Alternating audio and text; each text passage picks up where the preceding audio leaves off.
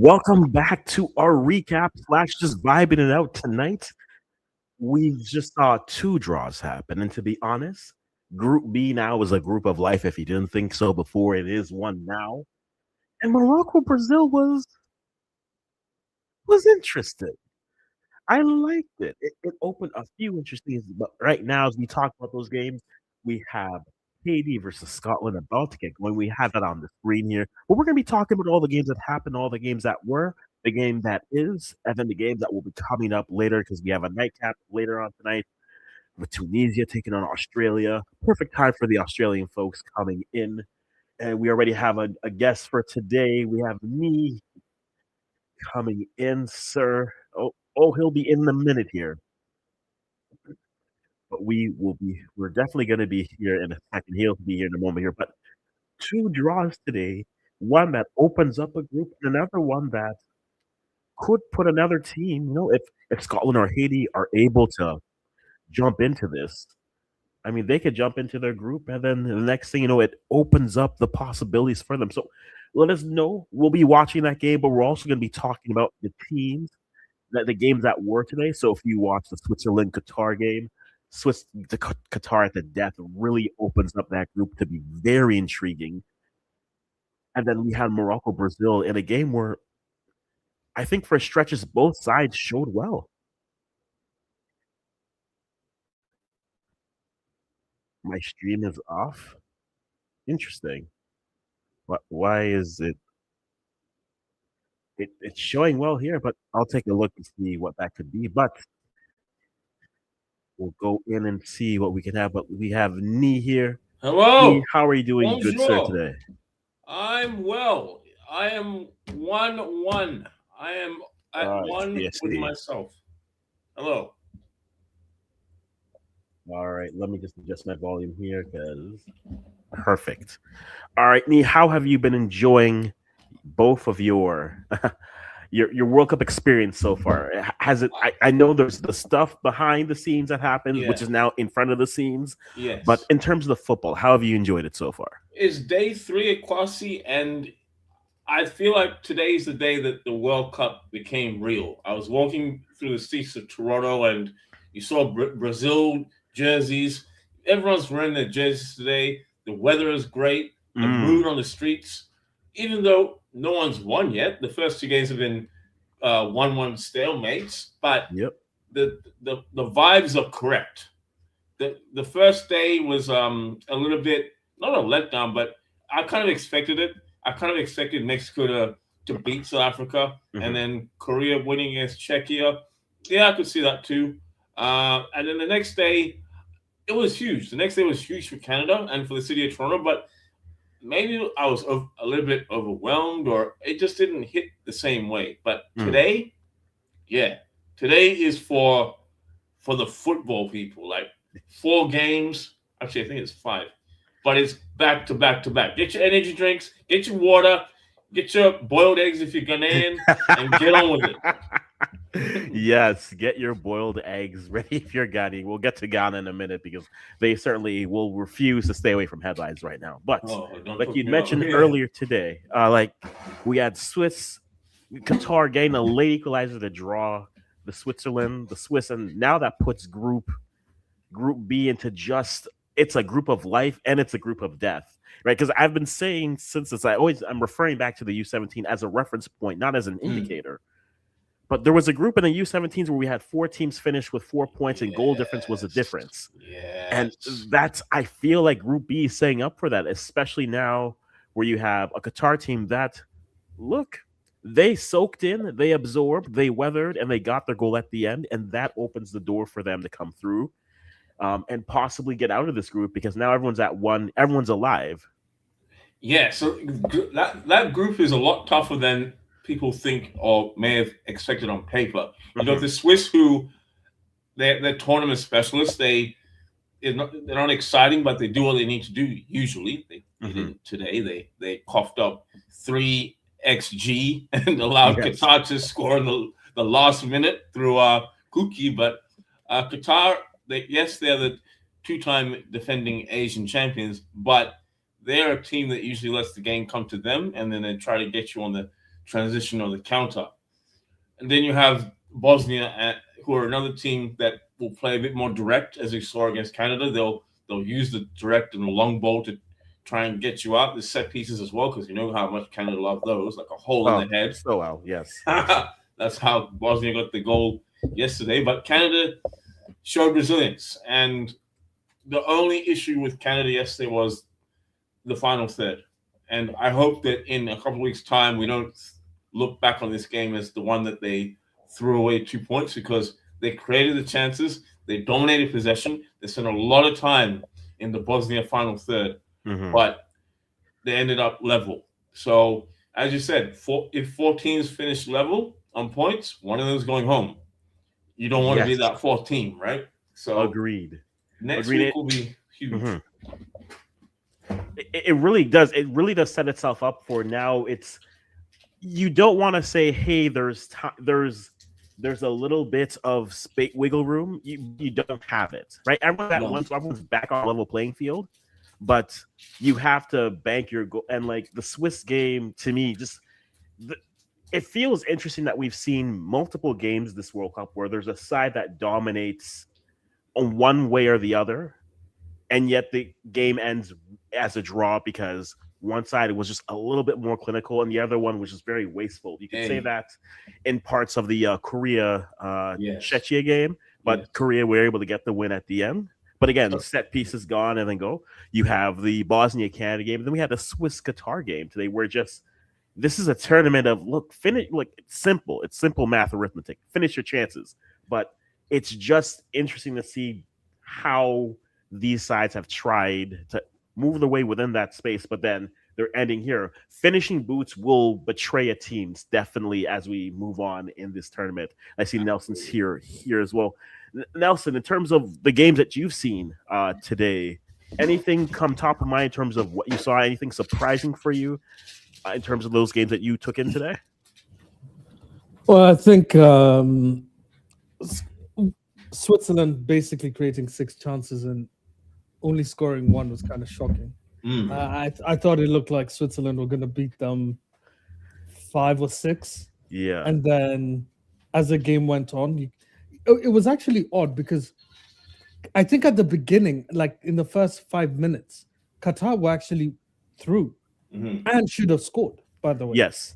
So like, it's interesting if Qatar score early, how different that game could have been, because I feel like Switzerland felt,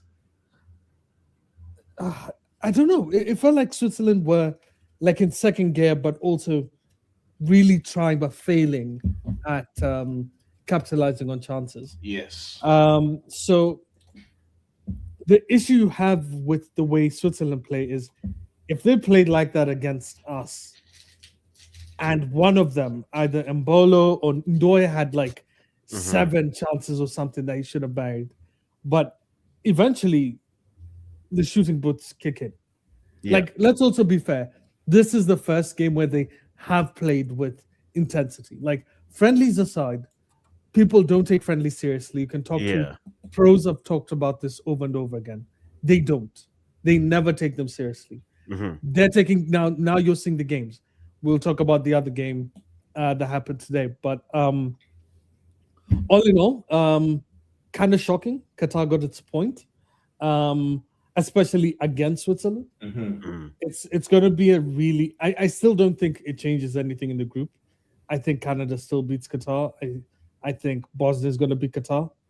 But yeah, I don't think that... It's just more shocking that Switzerland didn't win this game. That's all. I have a theory on that, by the way, gentlemen. So let's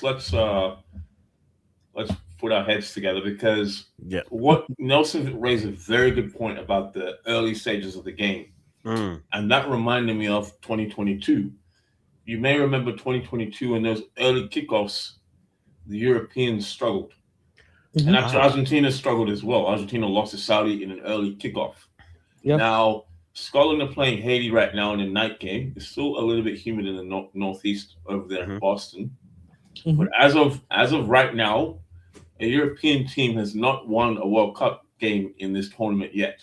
So Czechia lost at altitude. Bosnia drew. in the heat, and then we saw what happened in Switzerland late on. So I'm actually giving Curacao a fighting chance tomorrow for that reason against Germany. Also, Switzerland and Bosnia are older squads, so True, I might want to watch out for that when they have their games. And I think they have one in Philadelphia against Ghana. We'll get to Ghana, and then they have another one in the heat. But these early kickoffs, I think the Europeans haven't quite adjusted. I also think Brazil, in the game just seen against Morocco, they looked pretty sluggish as well. I thought Morocco were the better team. What did you guys think of that game? Oh, we're going into that one. We're going straight into it. But before I get there, apparently I have to ask you this every time. How do you think Miller's doing today, Nelson? I hope he's doing his best. Yeah. I hope he's. I listen. I'm happy that we got the point. So whatever Liam Miller's up to, I hope he continues. Whatever he's doing, let him continue. Because Jesse Marsh clearly, whatever Jesse Marsh told him to do, I think he's doing well. I'm not mad at Liam. I like what Liam Miller did last game. Can't complain. True. But to your question, listen, seeing that, I think there were definitely stretches where both sides were the better side, and you could see that the other side had pressure. I think that first half, Morocco felt like the better side for more of it than Brazil. I think the second half, Brazil made a few changes at half that helped them get into the game. Tactically, I think they got a few things wrong at the beginning. I think they rectified that at halftime with their substitutions. But Morocco, and this is something I always say about Morocco have been a side more recently that I find are built for however you want to play. But I felt like they tried to take it to them with the pressure and the pressing in this game. And whether it was the layoff, whether it was the hydration break, it let off a little bit, and then Vinny, with a moment of brilliance for himself, gets Brazil the draw. But I think there were stretches where both sides were, I think you could say, were the better side of the game.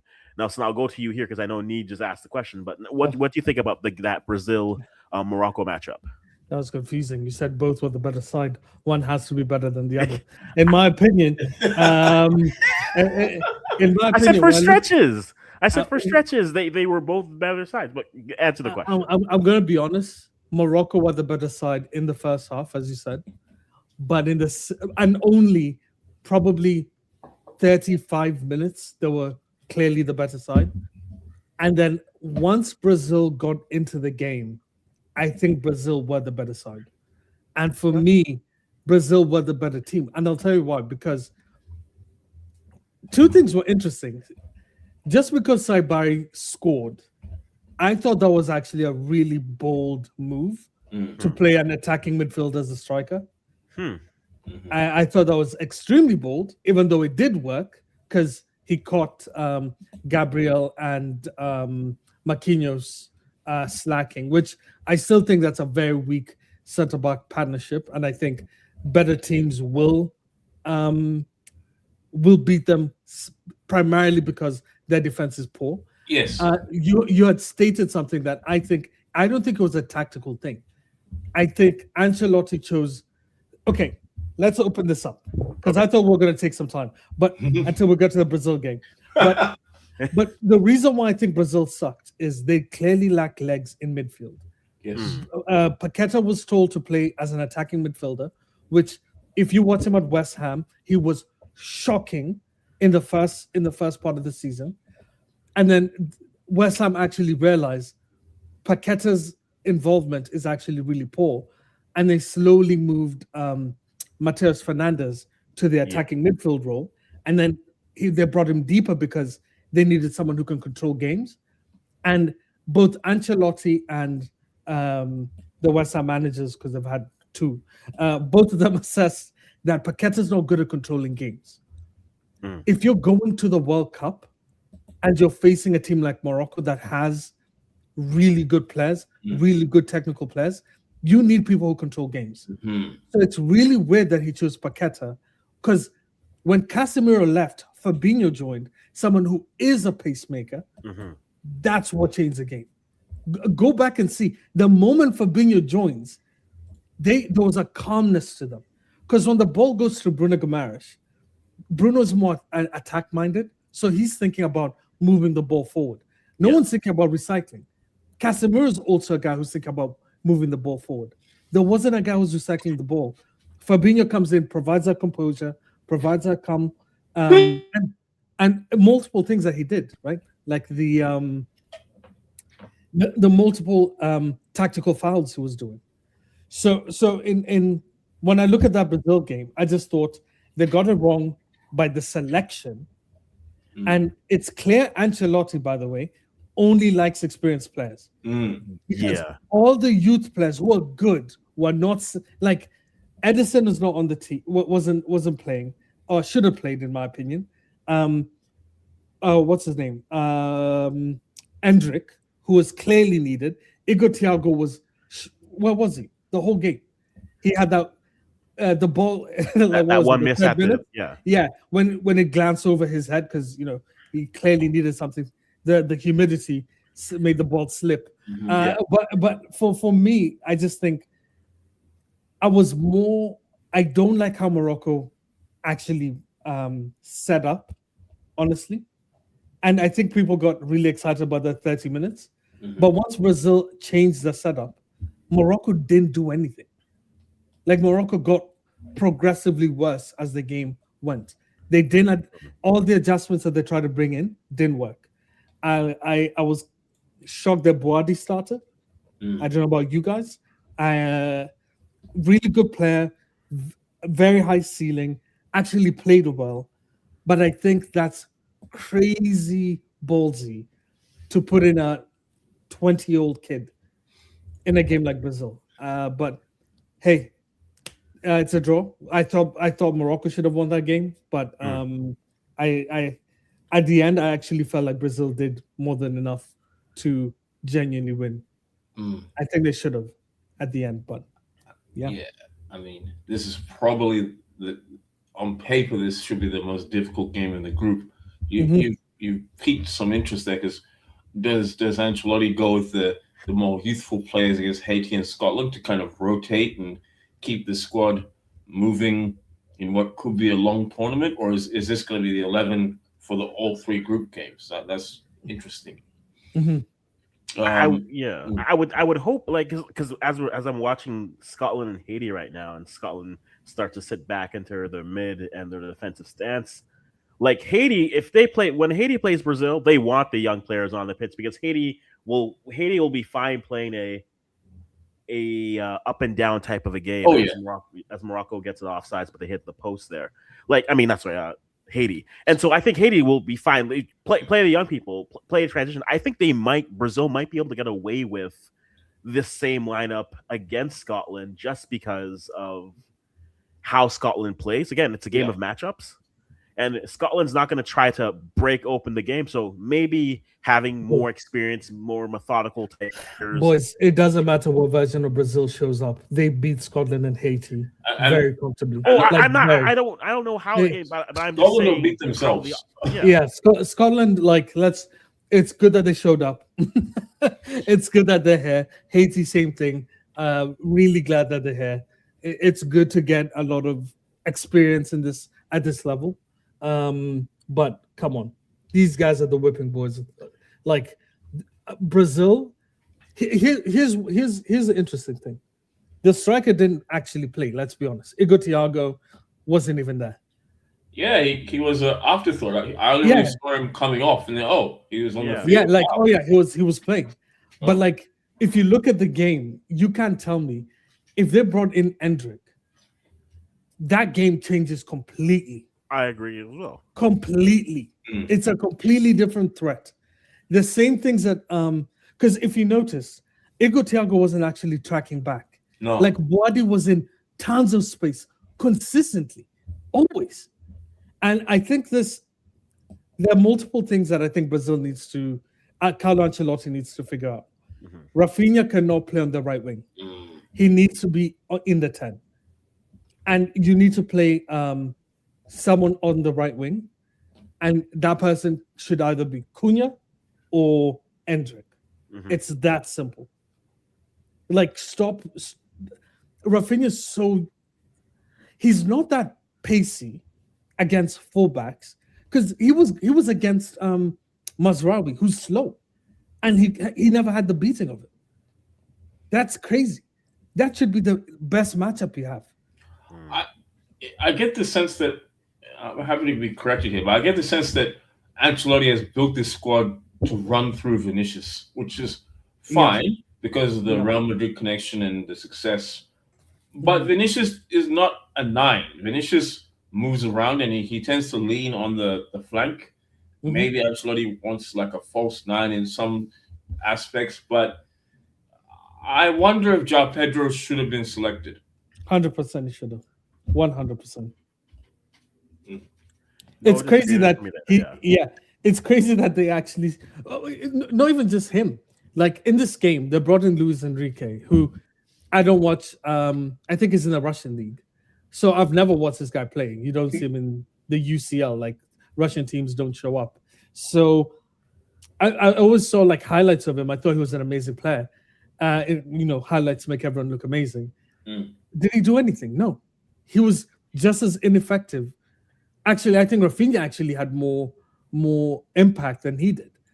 Cunha was more impactful though when he joined. I thought Cunha played well.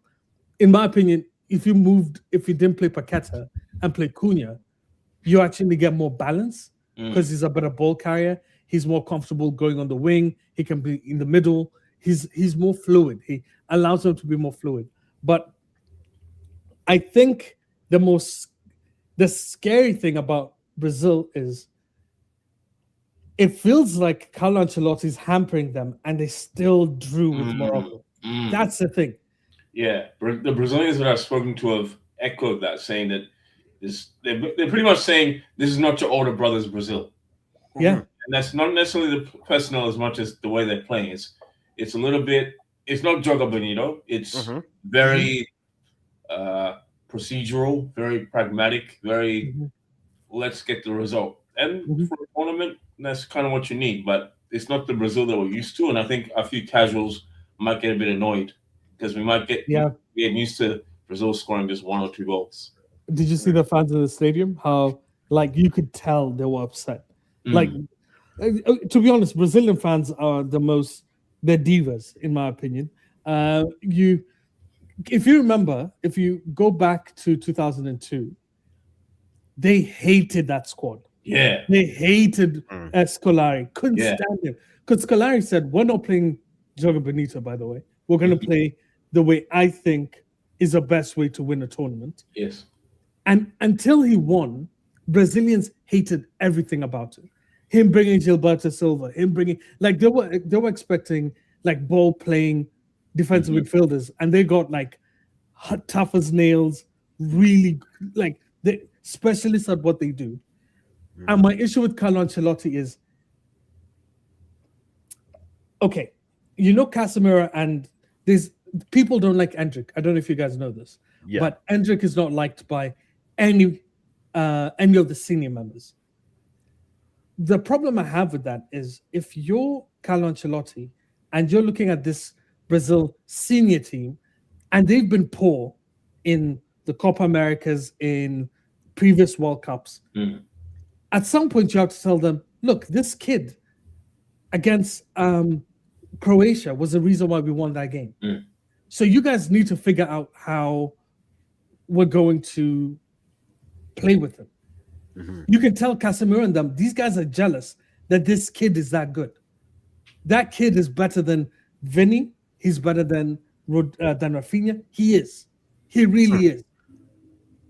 Like I'm not even joking. If you've seen this kid play, he left Real Madrid while they were floundering, right? Yes. Goes to Olympique Lyon. Yep. And was Olympique Lyon's best player. Yeah. And by the way, helped them move from, I think they were like 6th or 7th, and got them in the Champions League position. Yes. Like this kid is no jokes. So if you're telling me you don't have room for him, it makes absolute no sense. João Pedro makes no sense that you pick Neymar, a guy who's been injured for the last 3 years, and you choose João Pedro's played well for Chelsea this season. Yeah. So why wouldn't you pick him? And he can play in the 10. He can play as a striker.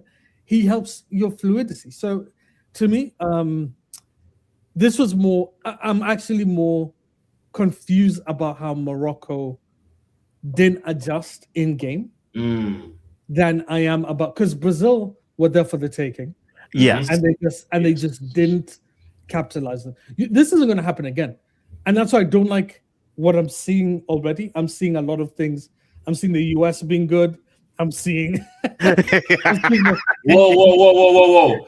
Let's be honest. David.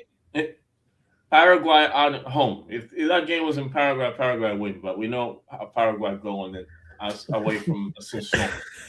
That's what I'm saying. It's still crazy.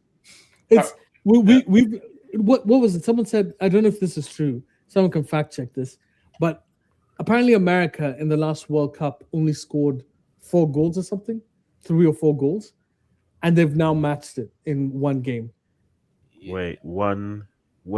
Wales won. Yes, Iran won. No, they scored 3 last World Cup. They scored. That's what I'm saying. Yeah. So this World Cup, they've already blitzed their previous World Cup in one game. No, I think some of that is to do with the opponent. I'm still not there with the US, and I don't care what Lawless or any of those guys say on Fox, but I don't watch that. Yeah.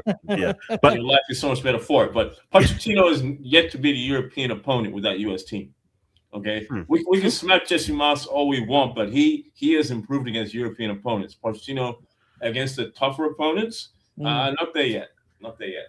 It's like, and again, I said this earlier, but and we said this on our thing after the initial shock of Paraguay. What are you doing, baby?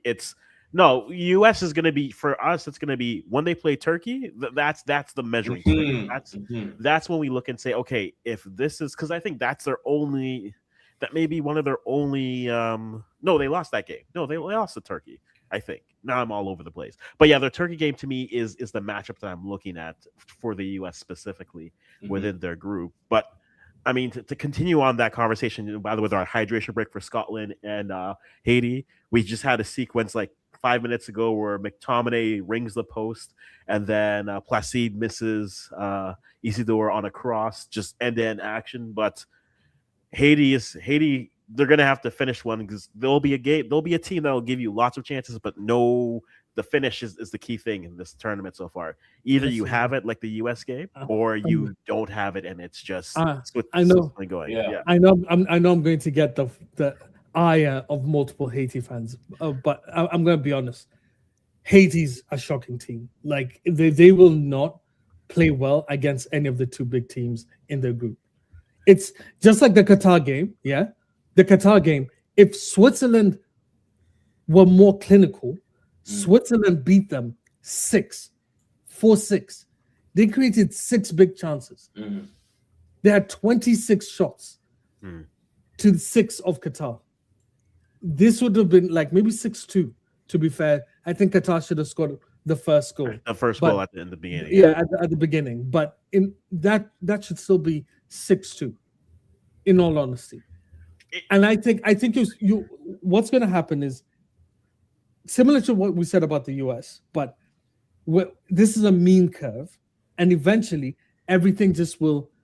If this is a bell curve and everything goes right to the mean, you're going to see that. You're going to see eventually all the decent sides get more acclimated to the weather, more understanding of these quarters. Because we were talking about this with Musa yesterday, and Musa gave a very good point. He said this feels like the most Americanized World Cup. Absolutely. Because you have quarters now.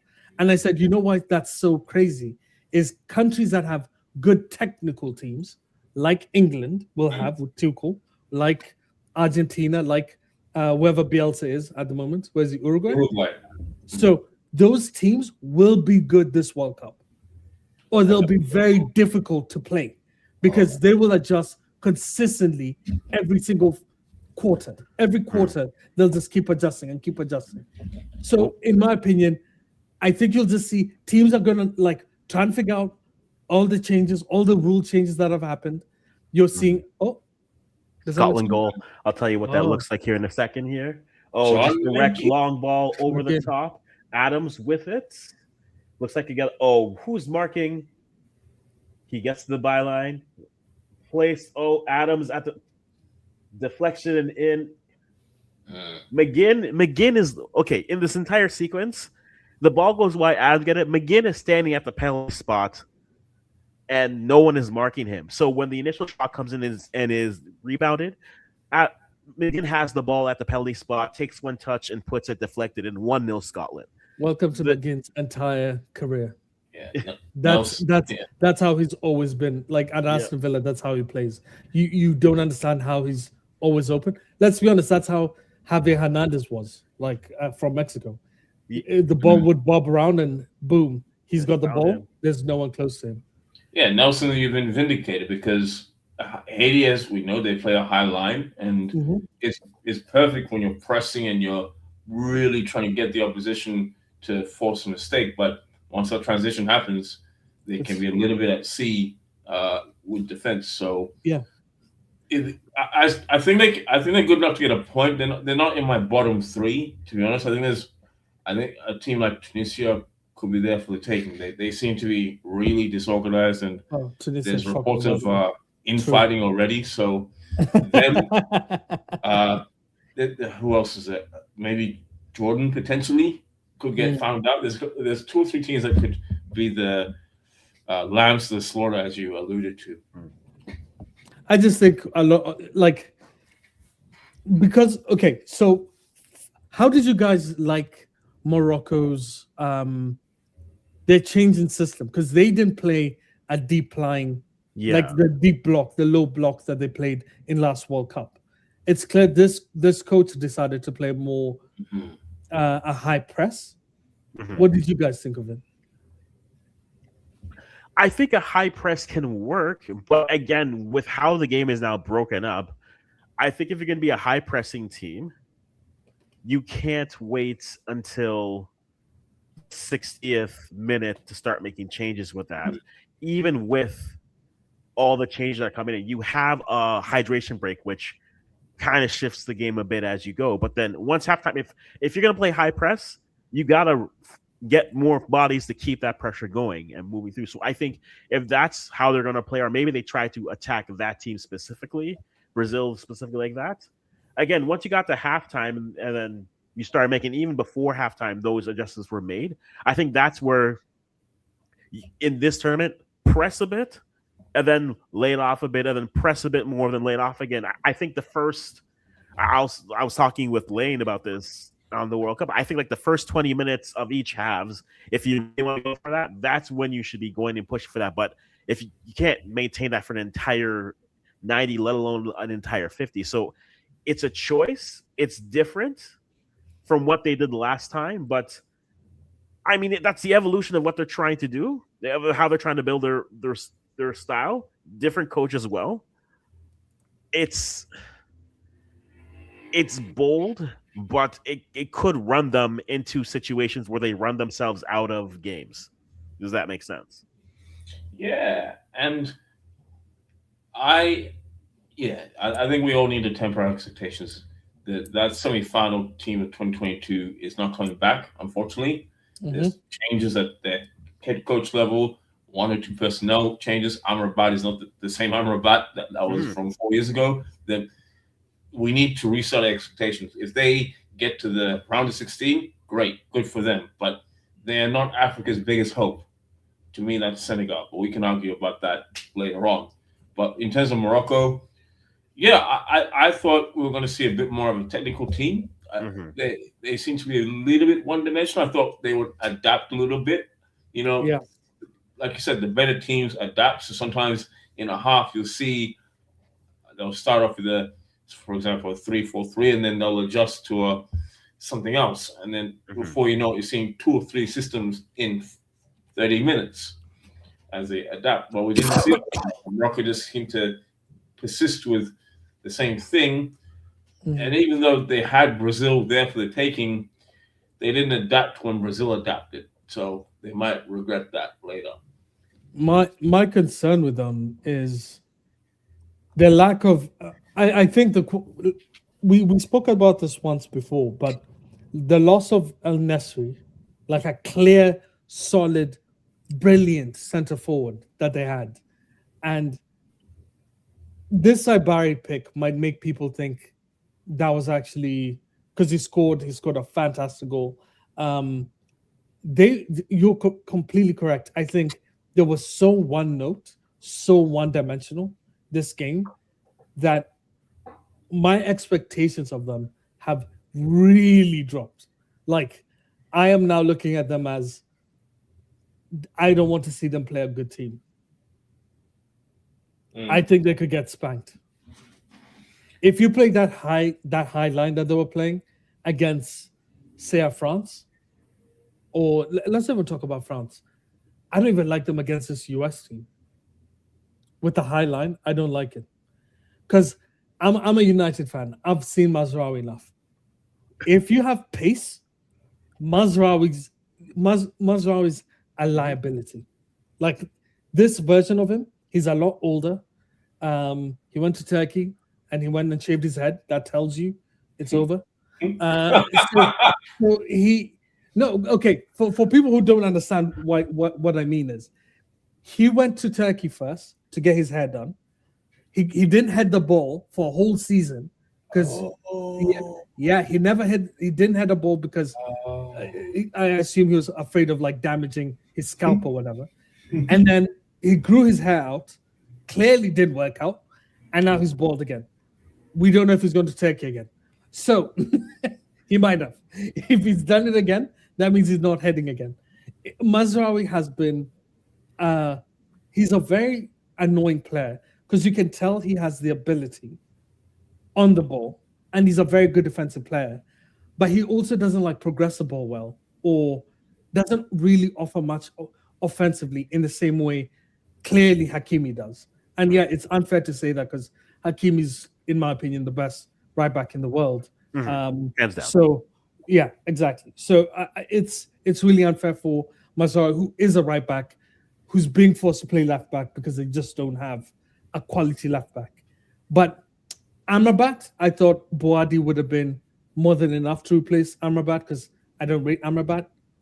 But the one thing Amrabat does is he can deputize as a left back. He can, and he's a very good left back, by the way. So the fact that they're just so one note, I don't like this coach. Again, I'm being very harsh. Brazil is a very good team. We'll see how Morocco plays against Scotland or Haiti to really assess if this was just a blip, whether they're just trying new things. Because I don't think Sabari has played striker for them, like in the friendlies, right? He wasn't playing striker. I don't recall. No, I don't recall that either. No. Yeah. So I think this is more of a what. Do you know what this kind of gave me the vibe of? It kind of gave me the vibe of they're trying to replicate what PSG does, which is your front three all can like dive in and out of position and they all work well. Because Brahim Diaz is technically a 10 who they played on the right. Then you have Sabari, who's an attacking midfielder who can play on the left wing at PSV, but also plays as a striker. Then you have who's on the left side? Kanous. Yeah, Kanous. Who's an attacking mid, who's a 10, who they played on the left. On the left side, yeah. They're really trying to replicate these different options. And the people who replaced them, they were clear. Like Ramini came in and he's a forward, he's a striker. He replaced Ibari. The guy who plays for Sunderland. Oh, what's his name? I can't imagine forgetting his name. I apologize. Talbi. Okay, yeah, I thought you were talking Talbi. Yeah. Yeah, okay. Talbi. When Talbi came in, he's a winger. He replaced Diaz. Diaz. Yeah. So like, it's clear that they were like, if we can create a really fluid front four, and then we'll just replace them with specialists, maybe that's going to be better. But to me, they just replaced them, and it just became worse. Yep. The game just got. It was so. It looked like an old Morocco team. Like pre-semifinals. Yeah, like a 2018, like a version that gets to the World Cup and then fizzles out in the group stage. Yeah. You just say, oh, it's a talented squad, but they just can't beat the best teams. Mm-hmm. And it's a tough ask to ask a team. It's not the same team coming, right? It's not like you're asking, okay, a same group to come out and then replicate it. You're asking a team 4 years later, maybe at most 30 to 40% of that team is still here to replicate that. The new coach and but is it 30 or 40%? It's they're only losing. They lost Amrabat and they lost El Nesri. They lost Ziyech and then they lost Ziyech. Yeah. But I think losing Hakim Ziyech is you still have Brahim Diaz who came in, who's been in the form of his life last season. So I think that's like a wash. You also need to give them props. They brought in Issa Diop, who was shocking, by the way, this game, but is a good centre back and is a massive threat on set pieces. Crazy threat on set pieces. Yeah. Were you guys shocked by the set pieces? Because I thought they were very poor. They were very. I wanted to get to that point. Yeah, because set pieces. Yeah, it's you. Maybe it's just the hangover of watching Canada be terrible at set pieces, but I'm seeing a lot of it. Just like you see a team like Bosnia who says, "Listen, here's what we're going to do. We're going to Arsenal this. We're going to get our goal, and we're always going to put it into space and work that way." In a tournament where teams, like you said, Nelson, are trying to find their footing early, if you can be even not clinical, just dangerous on set pieces, you could do so much for yourself. But in this game, I felt like, what are we doing with all these chances you're creating for set pieces? And then the final product you're giving us is just, I don't want to come back and say, oh, Morocco is going to be in trouble because of how they played here. But against a better side, if they get further on this tournament, those are opportunities that you look back and say, even if we were dangerous here, maybe that opens up something later. But yeah, they've been poor. I mean, what about when you look at set pieces? Like, what's your view of not only in this game but the tournament as a whole, just set pieces overall? Yeah, I think we saw it on opening night, just with respect to Bafana. Well, with some disrespect, but respect to Bafana. I'm not counting that game. But when the World Cup started with Korea and Czechia were using a lot of set pieces. They were. Yeah. It was very much the operation for the early part of the game. And I think it is a soft way of dictating tempo a little bit when you slow things down and you I guess, reset things with an opportunity like that. But teams are leaning towards it. England, in their qualifying, they scored 10 out of the 22 goals via the set piece. And it's not an accident that they brought in. We knew that Saka and Rice were going to get picked, but they brought in Ezra and Madueke. I think because they know how to deal with a set piece. So, and they also know how to win set pieces too. There you go. Yeah. So there's that too. There's set piece takers and then there's set piece makers. So some teams are going to be using that very much as part of how they create chances as opposed to open play. Now, if I'm Canada with a group where everyone is on 1 point each, 1 goal conceded, and 1 goal scored, guess what I'm working on next week? 2 things. Shooting, obviously, and defending the set piece. Because Switzerland, they can be dangerous in the set piece. Bosnia love the set piece, as we know. Yep. And then Qatar is another team that they like to slow things down. So they'll be looking to try and get set pieces against Canada. So that's definitely what I'm working on next week. If I'm just I've got a follow-up question though.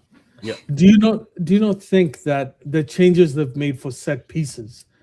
I don't know if you noticed, like the 5-second rule for the throws. Yeah. Morocco, they had planned. You could clearly tell they had planned a throwing technique. And when they were kind of trying to go slow so that they can give the center backs and the bigger guys enough time to set get into up. Position. Yeah. Yes. But the ref started counting, and when the guy threw the ball in, you could tell he wasn't set up right, and the attackers weren't set up either, so it just petered out.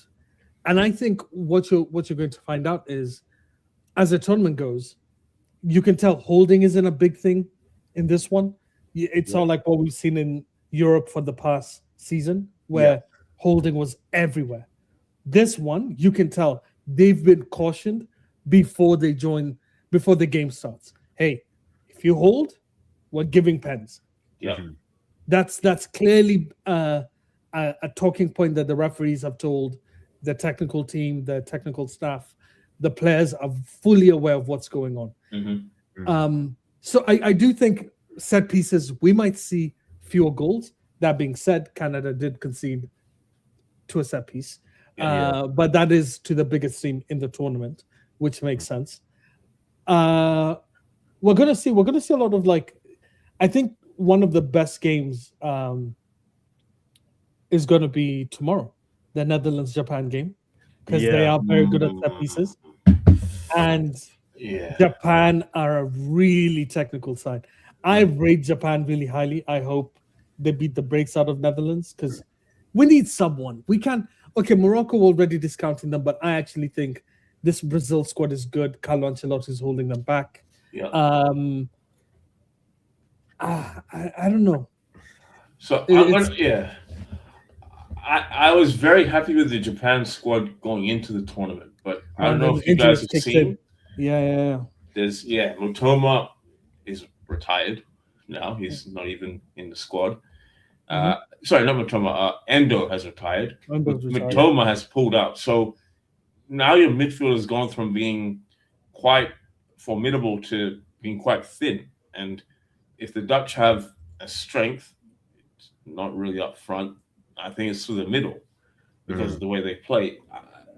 I think the overall winner for that is Sweden. I think Sweden go from being a dark horse outsider to a team that can now qualify from that group because of Japan's injuries. We'll see how they overcome it, but they didn't really call up a proper replacement. So it will be interesting to see what happens. Can I tell you something, Nee? I think you're going to be shocked because clearly I don't have a life. You should if you watch NEC, which is the Dutch, it's a Dutch club. I would never try and pronounce the last part of their name, but I think a lot of NEC forwards who are called up, so Shogai and Ogawa, are going to shock people because they don't stop running. And they are very comfortable either in midfield or in attack. And if you haven't seen them play, which is really interesting because they're going to play the Dutch. And these guys who clearly play in the Netherlands, but most of the Dutch team players all play outside of Europe. Outside of the Netherlands. It's going to be interesting to see how they try and track these players because they play one of the craziest systems in world football, NEC. You know the reason for that? There is a reason. It's a Dutchman by the name of Weel Curver. Yeah. So Weel Curver went out to Japan in the 80s or 90s, and he introduced what is the Curver method. Now, when Japan, before they won the right to host the World Cup in 2002, the J-League was coming up, and the J-League, that was early 90s, and part of that, they didn't just establish a league because they felt like in Asia, in East Asia, they have like 100-year plan. So they not only wanted to establish a league, they wanted to establish a way of playing, and they wanted to establish a culture that would allow them to become world champions. So what we're seeing 25 years on, 30 years on from that, is what we're seeing now with the Japanese men's national team. The way that, as you say, they had that positionless play. The fact that Maeda from Celtic, who dominates the Scottish league and domestic scene there, can't even get a game for Japan because they are very versatile, as you say. That's all come from that system that Curver introduced. Now the women have already achieved the goal. They won the World Cup in 2011. But now you're going to see the men. I think they made the quarterfinals in 2002. No, they made around 2002. They have made the quarterfinals once from memory. But the goal is to become the best in the world. They've won Asia So they've achieved that. They want to win the World Cup. So I get exactly where you're coming from there. I'm going to be honest with you. I genuinely think this Japan side, and this will sound crazy to people, this Japan side is a semi-final level team. This is not a joke. This is a serious team. Like, they have probably, outside of Spain, the best technical side. Outside, just please understand, I am accounting how good France is. I'm accounting of how good Belgium is, Netherlands, England, so on and so forth. And technically speaking, the Japanese are clear. They're not even close to them. They're closer to Spain than they are to France. The gap is crazy. And the Japanese number 9 is going to track back. The French number 9 is not going to track back. Every single person. It's like, for people who haven't seen them play, this Japan side is like watching PSG. Every single person works hard. Every single person tracks back. Every single person is comfortable receiving the ball anywhere on the pitch. They don't panic when they get the ball in defense. They don't panic. They will play football. And a good thing is, I don't know if Zion Suzuki is going to start. They might play a different goalkeeper. But they have goalkeepers that are 6'3+. That was an issue, if you remember, when they played Belgium.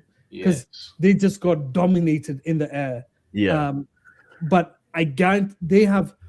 It's interesting. It's like they run the Japanese football team the way European clubs run their stuff, where they actually notice, oh, we have a failure in this department, and they start like planning how to replace. Okay, we need taller defenders. We need midfielders who have the ability to not only defend but play what midfielders should do. Like, this is a crazy good team. Very organized. And the idea of collective suffering, everyone is working together for a goal, very much like you said with PSG. So Zion Suzuki is a sore point, by the way, but yes, your point is noted. Zion, but Zion was never coming to Ghana. Like Zion, he was never good. You're not helping. You're not helping. When I see Montari playing for Qatar, I can now come up with an 11 of World Cup players who have Ghanaian ties. It's embarrassing. You sound Nigerian now. Now you sound Nigerian. Like, oh, look at all the Nigerians who are representing other countries. But Zion Suzuki has the option of US, Ghana, and Japan. And at this point, I think the ranking is Japan, US, Ghana. Yeah.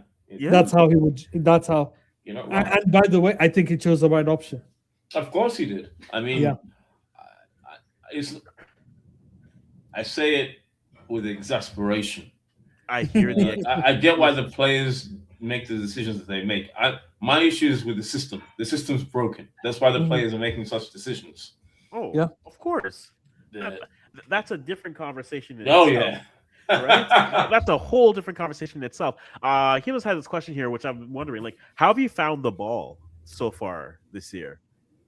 It's like because no, is it? I don't know. I haven't seen any ball dynamics that make it look like the Jabulani. I mean, apparently it is, but I'm not gonna say like it's bad or it's good. But what I will say is I've seen a lot of American football field goals being kicked, but that's just maybe the strikers. No.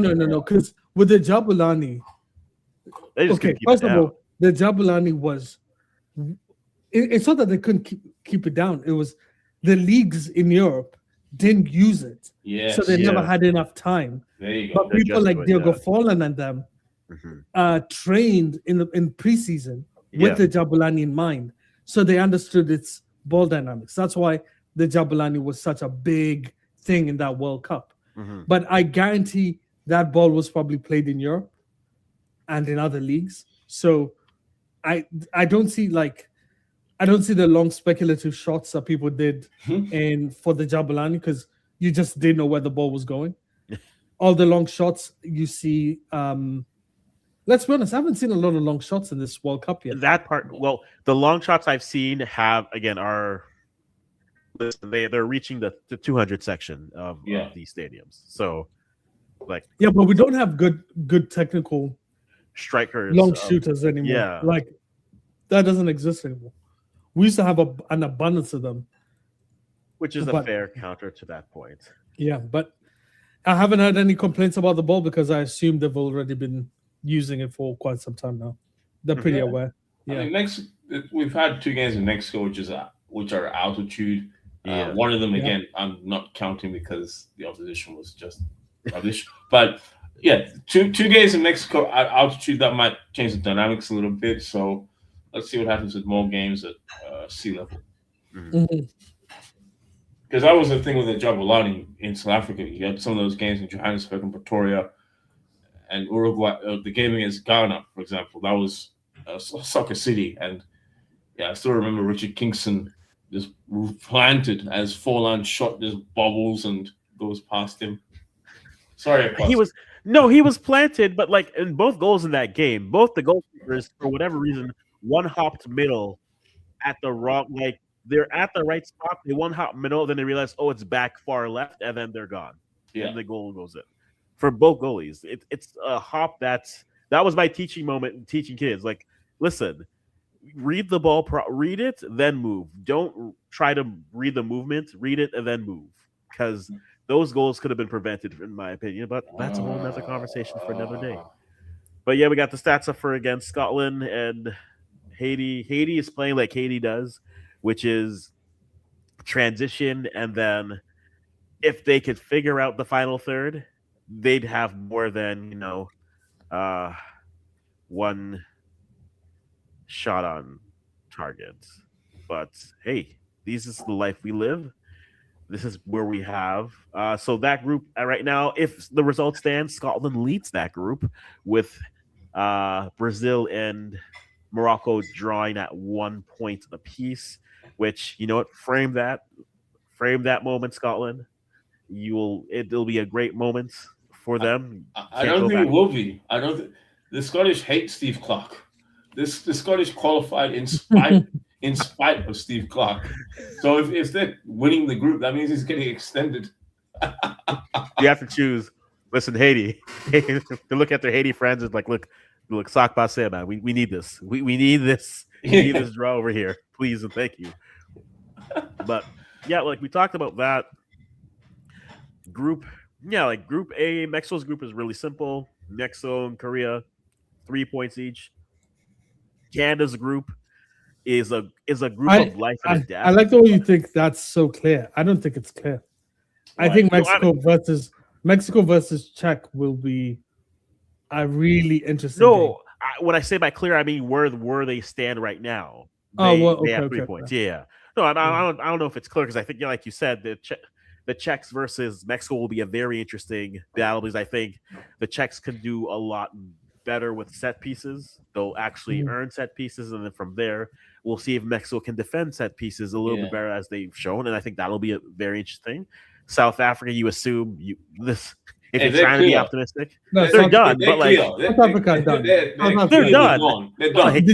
Did you play for pride? Did you see the clip of the South African pundits? Yeah. Yes. Benny McCarthy was. You could tell the fact that they ask a question and no one answers is just beautiful. Like that's just a wow. This is where we're at. This is where we're at. This is what's happened.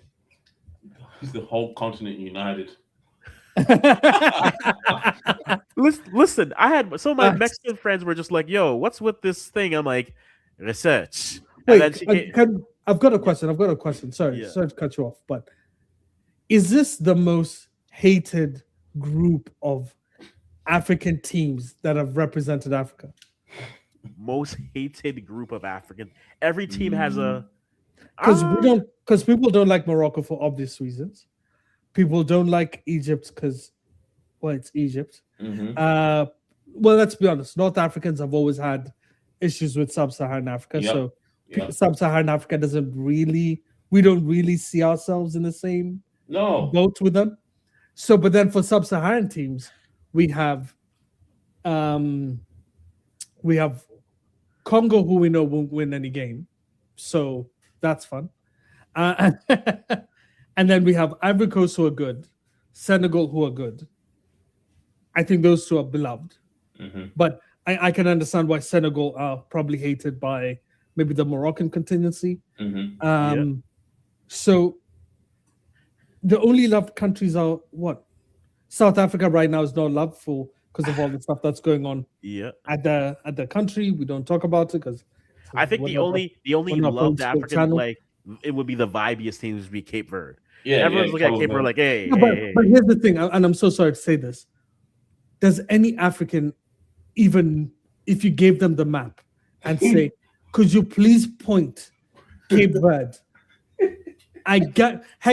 If we play this game now with you two, no, of course I see you typing. I don't know what you're talking about, sir. If I pulled up the map, you wouldn't know where Cape Verde is. I would because I'd actually. You wouldn't. I would because I knew where is it? Where's Cape Verde? Where's Cabo Verde? Where is it? Look at the map. I need you to stop looking at the map. Look at my you lifted your hands like that's a way. Look at my hands. Close your eyes. Look at my dead phone. Close your eyes. Look at everything. Close your eyes. Where's Cabo Verde? Okay, so if the continent is drawn out, you have your back. Yeah, you go west, north, east, south. It's on the western. It's a western island off of the P of the continent. Look at him. Look at him literally looking at the map. I'm looking at the map. I like how Nee's quiet because Nee's also Googling. No, I didn't even try. I just I'll probably hit Sao Tome and Principe instead or something. My question is this. If it's Cape Verde, which I believe translates to Green Cape, or Cabo Verde, which translates to Green Cape, why is there no green in the flag? That's why I don't sound, because I've been trying to process that in my head. You try doing that, but they're blue. Well, exactly. why is Italy blue? But then there's no blue in their flag. But that's a whole other thing. But yeah, look, and then there's Ghana. Ghana is just like, look. No one cares about Ghana because we know you guys are gonna get grouped, so we keep it moving. Well, no, so. I know you were caping up for them in the last couple of episodes, but yeah, I genuinely think that Panama will get a result, if not beat Ghana. Okay. Oh, you miss an episode where I watched one of the friendlies that Ghana played, and I'm like, you guys are done. Yeah, you saw the way you guys. I watched the friendly, and I was like, nah, this is poor. He saw me die inside on YouTube. How did someone describe it? Tactically inept. I thought, yes. Yeah. No, Ghana might genuinely, like, I think they're still good enough to get a point, but that's the peak. Not when they're spending all their time trying to get one midfielder through to a country. You know why? Because he's the best midfielder the country has. Oh, I don't doubt that. But for every reason why I know they want him, even though it's bad, it's also because he literally is your best midfielder. If this was Essien, this would have been the same thing. So, as an Arsenal fan, if he had played in that semi-final against PSG not last season, but the season before, Arsenal goes to the Champions League final, they'd probably be 100% suspended, so he didn't make it. But whatever happened to the days of no comment because the legal matter has not been resolved? Why can't we just go back to that? Why do I need to see governments and football associations saying, "Oh, he's this, oh, he's that"? What happened to no comment because the legal proceeding is still taking place? Can I actually respect the North American contingencies? Because if this was in Europe or in South America, he's on the boat, 100%. He's on the ship. He's going because of how much, shall we say, the finances of this World Cup. There's not a single sponsor that would want to be aligned with a game with a person like him. That's it. That's just a thought. This is like if the Netherlands brought in Quincy. What's his name? Quincy Promise or whatever his name is.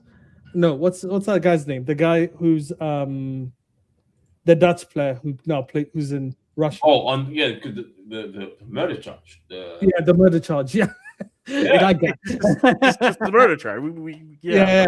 That's the one. What's his name? I can't remember his name. It's Quincy something. See that now let me look that up. But yeah, I mean, Quincy Promes. Quincy Promes. there you go. Yeah, I knew it was close to Promise. I just forgot. Right. Quincy Promes. Yeah. I mean, yeah, Terrible guy, but a really good player.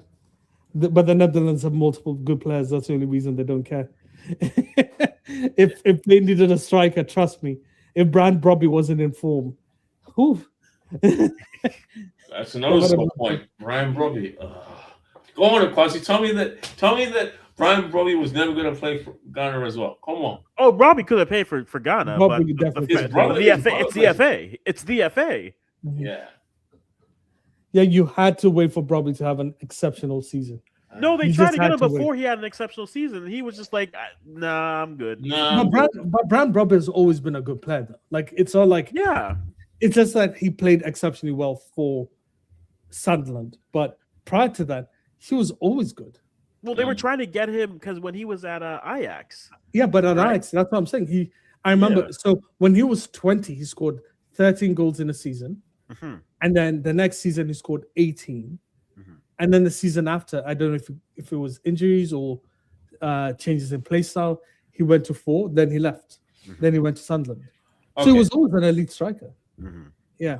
So in goal we have Suzuki. we're doing this. Okay, fine. Oh yeah, we are doing this. We are doing this. So Suzuki's in goal. We got Frimpong, Jeremy Frimpong, Jarrell Kwanzaa. Yeah, but Kwanzaa's tough. I don't think. Okay. Let's strip away the will they or won't they? But let's just guys who are playing. So I'm gonna throw in a Chimpong from Chelsea. I know he hasn't decided, but he's leaning towards England. Mm-hmm. Kobe Manu, Richard Larea, Jeremy Doku, Brian Broby, Muntari from Qatar, John Yabo from Ecuador. Yeah. He's an Ecuadorian Ghanaian? Yeah. You see how bad this is? every confederation is just like, yep, we'll have that. We'll have that. I didn't even know that was a connection.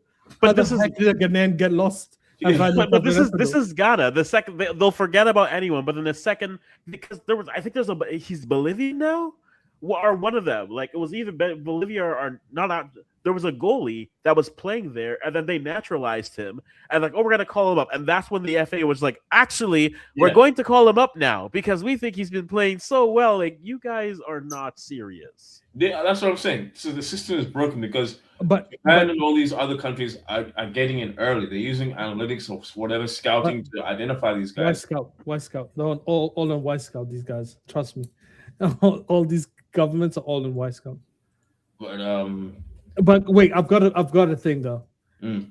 For all of the players you've said, you guys got lucky and got Semenyo. And Semenyo balances out all of them. Because right now, Semenyo would have been a starting player for England. Fair. And he had the choice. He had the choice. And he chose. So for all those, Frimpong was never going to choose Ghana because Frimpong is actually good enough for the Dutch team. Yeah. Semenyo is good enough for the English. Semenyo is good enough for every country. And that's a very, very lucky situation to get a player that good for your nation. But it is a good win for Ghana, but the issue is now with Kudus out, Partey can't get in for legal reasons. Other injuries, Lamptey's injured. Now he has the weight of 30 million people on him. Everyone is expecting him to carry the team.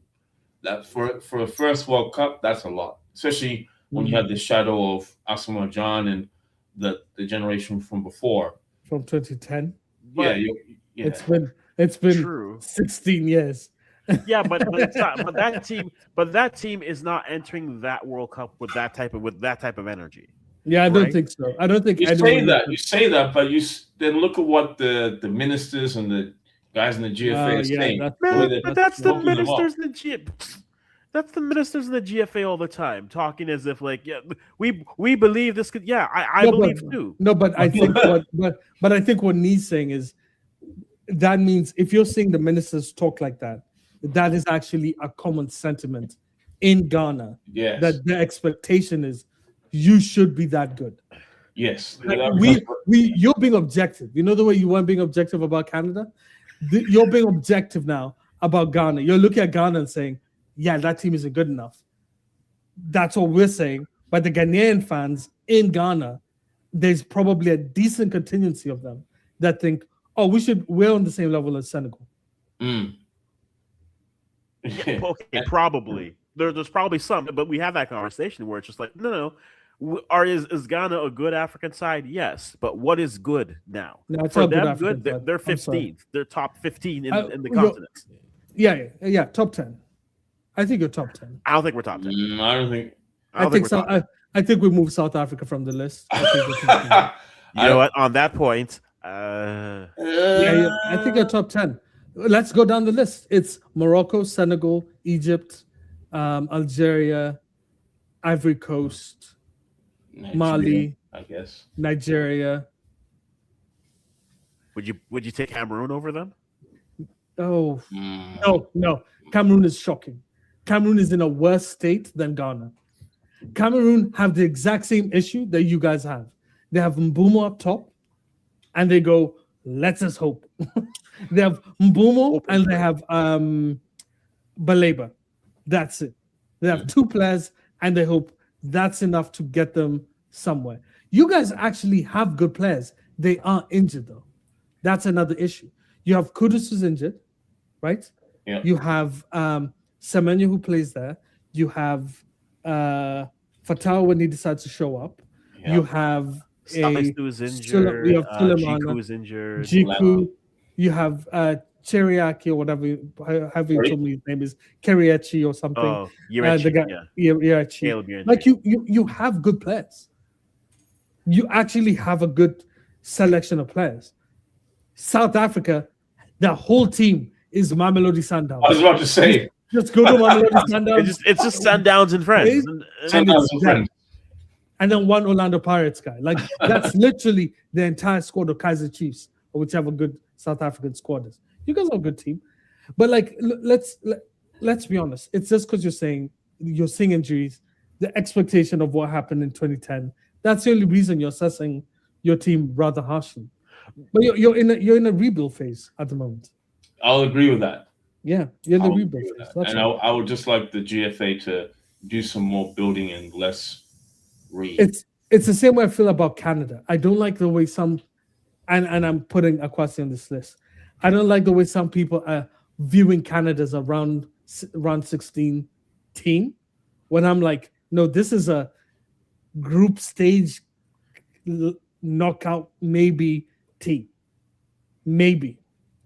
I think the draw has been helpful. I think we would have had a tougher group. Yeah. Yep. But with a marksman or with someone who takes their chances, that team is around 16 team for sure. Yeah. But the issue is Jonathan David has lost his mojo. He has lost his mojo. You're relying on Kyle Larin over 90 minutes probably isn't a good idea. I think he does his best work as a sub. I don't think it should. As much as I got excited, I don't think it should start. I think you do the exact same thing. Yeah, and you can't start Oluwaseyi and David Promise David together. That's not a good idea. So you have to have Jonathan David starting. Who do you play? You have to play Jonathan David. So you play? No, that's what I meant. Who do you play with Jonathan David? I think they want Promise David to be fit, but I don't know if he can play a full 90. Or if you actually look at that game again and just remove the blinders and ignore all those bad shots, those two actually complemented them. They complemented each other very well. The problem was they just couldn't finish. Yeah. And I think if Jonathan David, by the third game, gets his mojo back, because here's the truth. At Juventus, he wasn't getting regular game time. So if you do give him regular game time at the World Cup, and he slowly gets back to Jonathan David of old, where he scores one every 2 or 3 games, then eventually by the third game, he will bang. And you want it to be that case. That is true. Game with Switzerland. So if he bangs against Switzerland, you have Jonathan David back. And another player who we back by then will be Alphonso Davies, which makes a difference because Is he coming back though? Are we? Oh, he'll be back. He started training with the team. I think even a day or two before the Boston game. So I think we're watching that boy. I think we'll just accept the guy's cropped. I think he may come off the bench against Qatar, depending on the situation, but he definitely starts against Switzerland, and he makes a difference because they were lacking on that left side. When he can run, David can move around a lot more, and you have a bit more chaos in the box, and then maybe you get more finishing from that. Would you play him on the wing, or would you play him as a fullback? I would play him. I would have him as a fullback that inverts.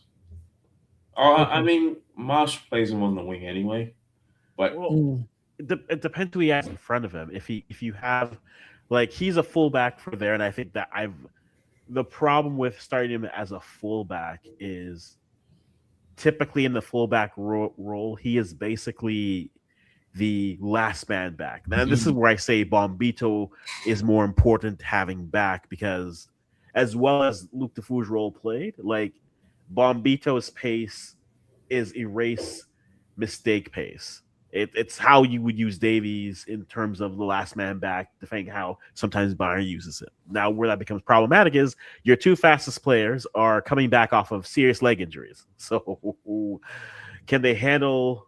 It's one thing being fit, but then it's having the muscle memory kick back in, and then it twitching, and then feeling it. Like, he went down in that one game against Bayern where we just felt something. And again, Bayern said, "Oh, it's just nothing." This is where I will always go back to Bayern. It's like, yes, he's been rushed this entire season. So to me, it's just like, you rushed him the whole season, Bayern. But now that, but I've got a question. Why? Just as because you watch more Canadian, you track Canadians more than me. Why do you rate Bombito when he hasn't really played any games last season?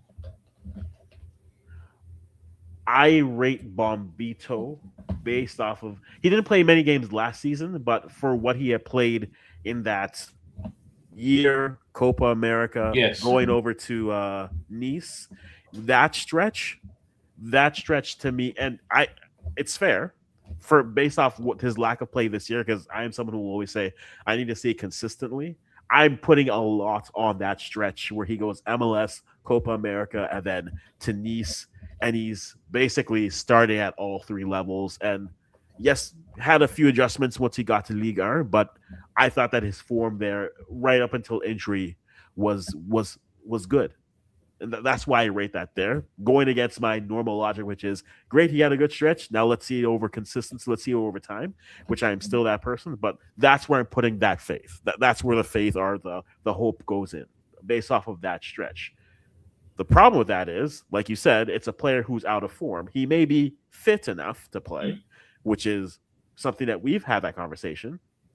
We're going to have a lot of players who are fit, but they don't have the form. And that's where it's going to be, how many games do you need to knock off that rust to look normal when you're coming in arguably, 2 games, 3 games into the tournament, and now you're stepping in and it's, okay, welcome, you're going right to the deep end. It's a round of 32, or you're playing against Switzerland, and by the way, we need a point in this game if everything goes well against Qatar to make sure that we stamp our way into the round of 32. That's a lot to put on a player, not only physically to go up to that space, but then also just after the mental toll coming back.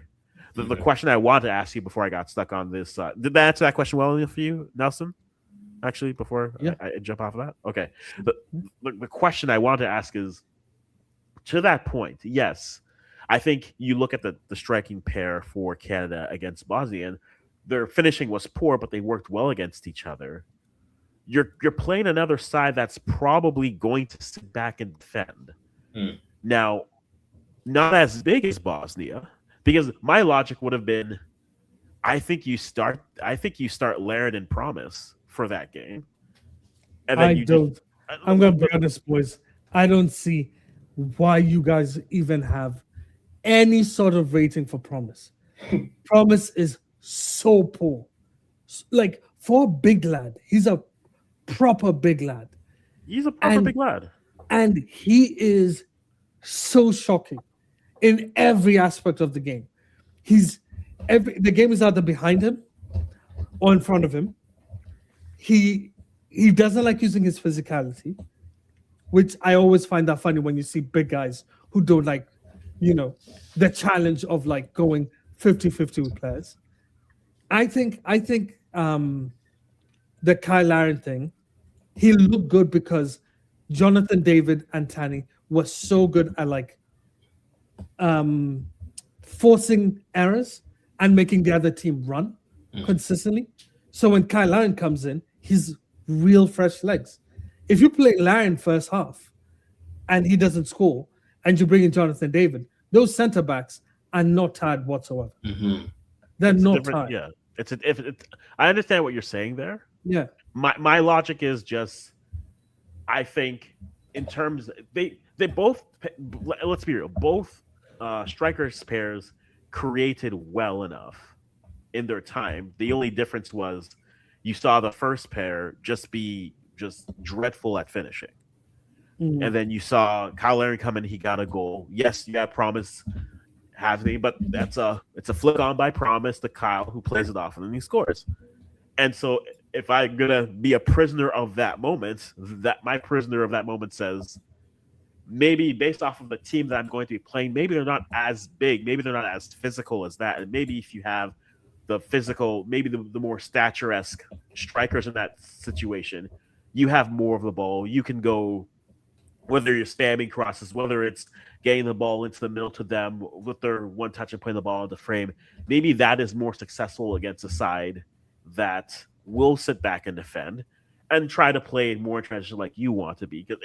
That's how I'm reading that game, basically. And then hopefully, being the most optimistic, hopefully you're able to score more than one or two. And then if you're able to do that, then in my hypothetical world, then when you sub on Tanny and then you sub on Joe David, then when you are in that mid defending and then you get the ball, you can release pressure. Then you have a Tanny who's running into space. Then you have a Joe David who can help out in the midfield, but also run into space. And I think that might suit those players better. Not to say that they were bad against low blocks, but in a more transition, I think that suits their game a little bit more. And I think Qatar will give them more of those opportunities, I feel. That's where my logic kind of sits in terms of why I would possibly think about putting a Promise and Kyle as your starting strikers against Qatar versus that. But I'm welcome to hear how that's a stupid idea or how that's a great idea or wherever you find yourself on it. But that's the way that I reason it to myself. Can any of them defend the set piece?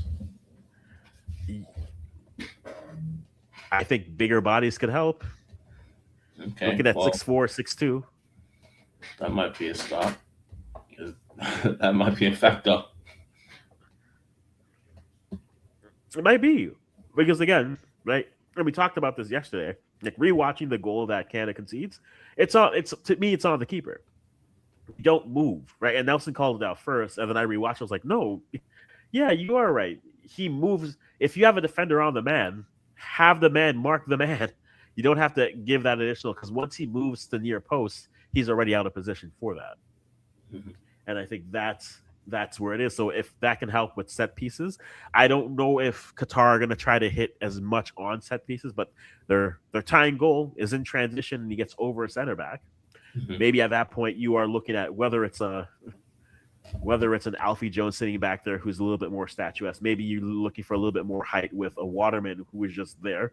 But I think I like my that's how I reason it with myself. But I am fine being wrong in that situation. I really am. By the way, guys, it's still 1-0. Haiti playing with the ball, but Haiti just cannot connect in the final third. Again, another thing that we've talked about a lot. Yeah. Honestly, I'm not going to besmirch Haiti at all. I think for them, it's mission accomplished getting here. Well, they're making it here is the World Cup. Yeah. Yeah, it's a diaspora team. The coach hasn't set foot in Haiti, probably never will because of the situation there. The fact that he's able to get the team to qualify, having to play qualifying matches in Barbados and Curacao. That's the achievement. Convincing guys to come and play for Haiti, because he hasn't been able to get Haitians on Haiti to play for Haiti. That's the victory for this team. Agreed. Fun fact: what's the last game that Haiti played on home soil? It was 2021 World Cup qualifier against Canada in Port-au-Prince. That is correct. And yes, I think it was just after that there was a qualifier against, was it Guatemala or someone, and there was a robbery. And after that CONCACAF, like, yeah, we're not doing this. I remember that. Yep. But yeah, there was a robbery. What happened? Yeah. So the team bus for the visiting team was stopped on the from the hotel, and armed gangs got on and intimidated these guys and threatened them. I'm not sure if things were stolen. I can only imagine what happened, but the team was shook up. They went back to the hotel and said, "You know what? We are not leaving the hotel until game day, and we're not going outside. That's it. We're just gonna barricade ourselves in a hotel, and we're not coming out again."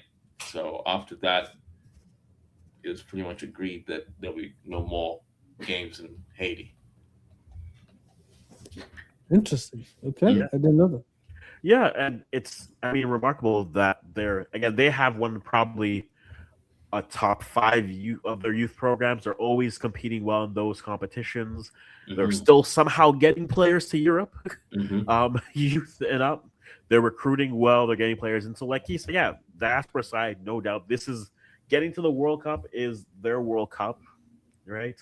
They fall into the categories, like I said, for like a Curacao, a Cape Verde, like leave with something, a goal, a draw, a towel, a blade of grass. Just leave with something that commemorates that. Have the vibes of that. That's why I was really happy to see them, when they played New Zealand in their pre-World Cup friendly, and they had a sold-out stadium in Fort Lauderdale where Inter Miami played. I was like, that's the vibes there, and in better conditions, you'd have much more Haitians coming into the stadium and supporting their team, but I can understand why some aren't. Well, that's another thing that we haven't even got to that part. The fact that they have 3 games in the US and the fans can't even travel there. I hope in the future, because after this tournament, all of CONCACAF will have to qualify again for the next World Cup. I hope we see a situation where home games are played in Montreal. That timing that would be the ideal. Either Montreal or Florida would be ideal, because again we had the women came and they played, and I remember like some of the Canadian fans were like, "Why is this?" I'm like, and it was one of those moments where I was like, you realize that they've never had a home game in Czechs Watch 5 years. Let them have this. Yes, but yeah, Montreal would have been a great thing, and this is why I think they definitely did miss out on not hosting. I can understand the reasons why you don't want to host the game, especially now that you're like all the pushback, the blowback that comes with that. But a nice ball through, but too deep for Haiti there. But if they were hosting, Montreal, you could have had any of the North African teams play a friendly there. You could have had Haiti play there. Any of the French colonies could come. Brazil has a strong population in Quebec, Montreal. So they could have had a lot of people come through and it would have sold out. But I can understand the logic. But that's where, hey, Olympic, whatever is happening. What's going on with Olympic Stadium, Neil? Like, have you been following that? I have. It's time that you mentioned it. So that is a weird one, because as you two might be aware, Vancouver is going through a situation where the lease is coming up at BC Place, which is a World Cup stadium, as of next week. As what am I saying? As of 2 hours from now, when Australia plays Turkey. But said stadium is coming up to the end of the lease, and the Whitecaps are in a dispute with the province as to whether they'll continue. It's a dispute over revenue. I think Vancouver Whitecaps want 10 million, and right now they're getting 3.5 million in income. So the threat is that the Whitecaps will relocate. Okay, and the MLS commissioner is very adamant that they find a solution. Now, while he's been having such discussions in BC, he's been championing the idea of Montreal, CF Montreal moving from Saputo down the road to the Olympic Stadium, which is currently under renovations. Imagine that. The Montreal team playing MLS games in the Olympic Stadium. Gaba, the commissioner for the MLS, who is on borrowed time, by the way, he's coming to the end of his term.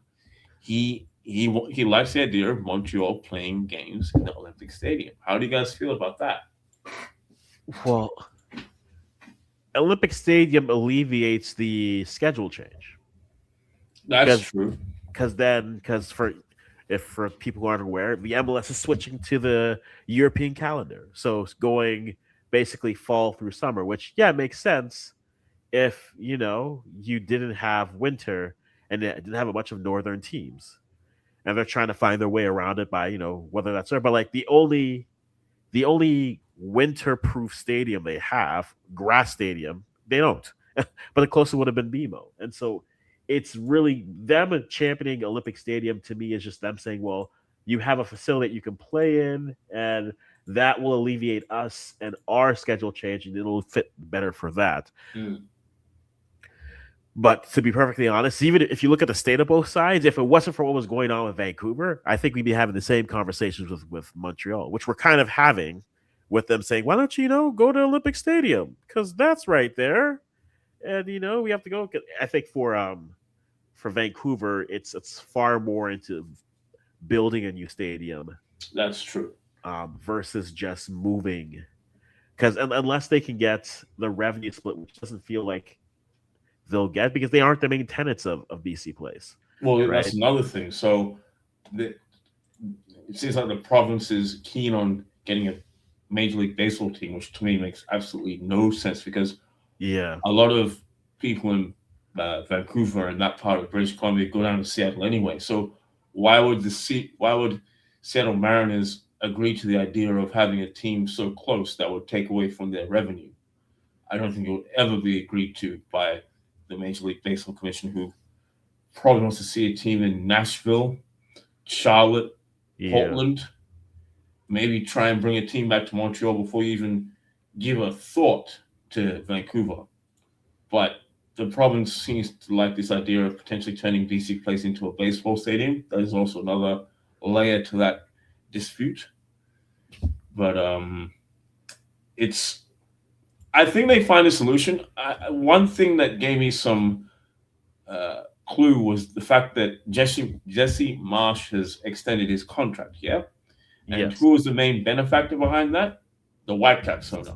His philanthropy is paying for the salary at the moment, but he's going to take a larger role, because at the moment, Marsh is being paid by MLSC, owner of the GFC, the Whitecaps owner, and the guys behind Montreal. I believe it's the Saputos. So with the new contract, it won't be Montreal, it won't be MLSC, it'll be more geared towards the Whitecaps owner. So, and that's someone who puts a lot of money into Canadian soccer as it is. Yeah. So I think they're going to find a solution. It probably won't be a new stadium, but I don't think he wants to go through the rigmarole of moving a team to America. Which, I won't lie, if you try to start reading tea leaves, this National Development Center that they were given approval to start looking for, if I'm going to put on my tinfoil hat and start to try to connect dots, and then I see that the Whitecaps ownership were the majority payees into the men's national team coach, this fee, if I'm, speculative, like just purely speculation, this feels like okay, we're doing this, so Canada Soccer, when y'all are looking to build your facility and stuff, I mean, how about we kill two birds with one stone here, and have a national stadium and a development center, and some other pitches in Vancouver that the Whitecaps can use, but then also can be the home for the national teams when they come in as another host for them. It feels like that is, again, trying to connect dots where maybe nothing is there, maybe something is there. Let's go one step further, because you are onto something. Where is Canada based? Where is the men's national team based for the World Cup? They're based in Vancouver. Vancouver, yeah. Right? They didn't choose Toronto, which is where they usually play their home matches. They chose Vancouver, and they're pretty much close to BC Place. That's where the kind of like the national center is anyway, or the de facto national center. And as of last Monday, Canada Soccer did put out a request for proposals for said national training center. So I think Monday is when they, well, in the next 2 weeks, there's going to be like a question period. There's going to be discussions. And I think that's when you'll see stakeholders from BC and others come in. But yeah, I would wager that our friend in British Columbia is a front runner for that, because that project is probably going to be 250, 300 million to build. That don't grow on trees. It doesn't, no. But I think having that, and then you have to see it, I think it lays well to have a bunch of people already chipping in of semi-public, semi-private funding to come in. Because, that's always been the interesting thing with MLS, just the idea. Canada isn't exactly for like franchisees. Canada doesn't bend over to sports facilities or sports teams to build them on taxpayer dollars often, if often at that. And so I think the fact that it feels like they're laying the foundation to do that and put it there. I know at one place they had what was it? The Woodbridge was the idea. They were going to try to have a development center. That was like the first time I remember hearing ideas about that back in 21. That has just been an idea. And realistically, there have been other things. I think wherever it goes, I would love for it just to be a grass facility, because we don't have enough. Our only major grass facility in Canada is BMO, or Toronto Stadium, as people will know it over the next 6 weeks. There you go. That's a very good point, because I know it has been brought up. We don't have enough. Yeah, it's strange to say this, but we don't have enough pitches in this country, enough grass pitches, and part of that is because of the weather. I brought this up with someone and kind of went down like a lead balloon, but I brought it up. I said, people at the high level, executive level, are talking about the fact that we need more pitches in this country, not just grass pitches, but pitches in general, so that people can play on, so we can just get the pathway from kids playing soccer to continue on to playing in pro leagues to playing for the national team. We need to build it so they can come. That's one thing. And the other thing is, with national teams, there are national teams that will not come to Canada because of the surfaces. Right? So, some teams just don't want to play on turf. And Messi in MLS, he mysteriously gets injured before having to go to a team that plays on turf. Yeah. It was because even like it was surprising when he played Champions Cup for Miami last year in Vancouver. I was like, oh, he actually came. Good for you, my guy. Good for you, good sir. Sure, but no, I think the lack of the pitches is definitely going to be a thing, because we don't. It literally goes BMO, Saputo, and then the next biggest grass pitch is like, I think it's a Calvary Stadium. Oh, McMahon. No, not like that. Calvary CPL. Okay. I know the one. Right. That's called Wanderers Ground, but it's not Wanderers Ground. I'm gonna have to look it up. But yeah, it's the boutique stadium. Yeah, and it's not ideal. No, it is not. I did wonder about that, because what made me think about that was the 2031 Women's World Cup, which, as some of you may know, is going to be in CONCACAF. It's going to be the U.S., Jamaica, Costa Rica. I'm missing someone. Help me out. Is it Mexico, Akwasi? I thought it was Mexico, yeah. Yeah, there's 4 hosts. And then I always wondered, why didn't Canada get in on that? And then I figured, most of the pitches, because FIFA usually likes to see grass. So, they would, but then also, I don't know what the stadium that they're thinking of, but I would assume that they're a lot. Oh goodness me! Everyone's bidding. I figured because it'd be Mexico. Okay, who's the bid? Let me get this bid here properly. Okay, I think with the way the US is going at the moment, I don't think the US wins another thing. So okay, that's the rational way of thinking about it. Yes, I genuinely don't think they will. They probably should not, but money I'm talks. not. I'm not joking. I don't think they will. I don't. This is because if you remember, it was a different. It was a different administration. That's true. That is true. That bid initially, and by the way, all of the things that they had agreed on during the vetting process, they basically reneged. But I'll challenge that because remember Qatar 2022 is meant to be in this time of year. In the summer, yeah. They committed to that, and then they just quietly switched that to November, yeah, December. But if we ignore just the winter thing, there was never a question on what the stadium is going to be built. They brought that up. They said they will. They said, how about accommodation? And they built hotels specific for it. They talked about alcohol consumption at the stadiums. They allowed that too. They basically every single country has given in to FIFA. The only country that has basically said, we don't listen to anything these guys are saying is the US. It's the only one. And by the way, this is something that other countries are paying really close attention. Okay. This will be coming up in negotiations for every single tournament going forward.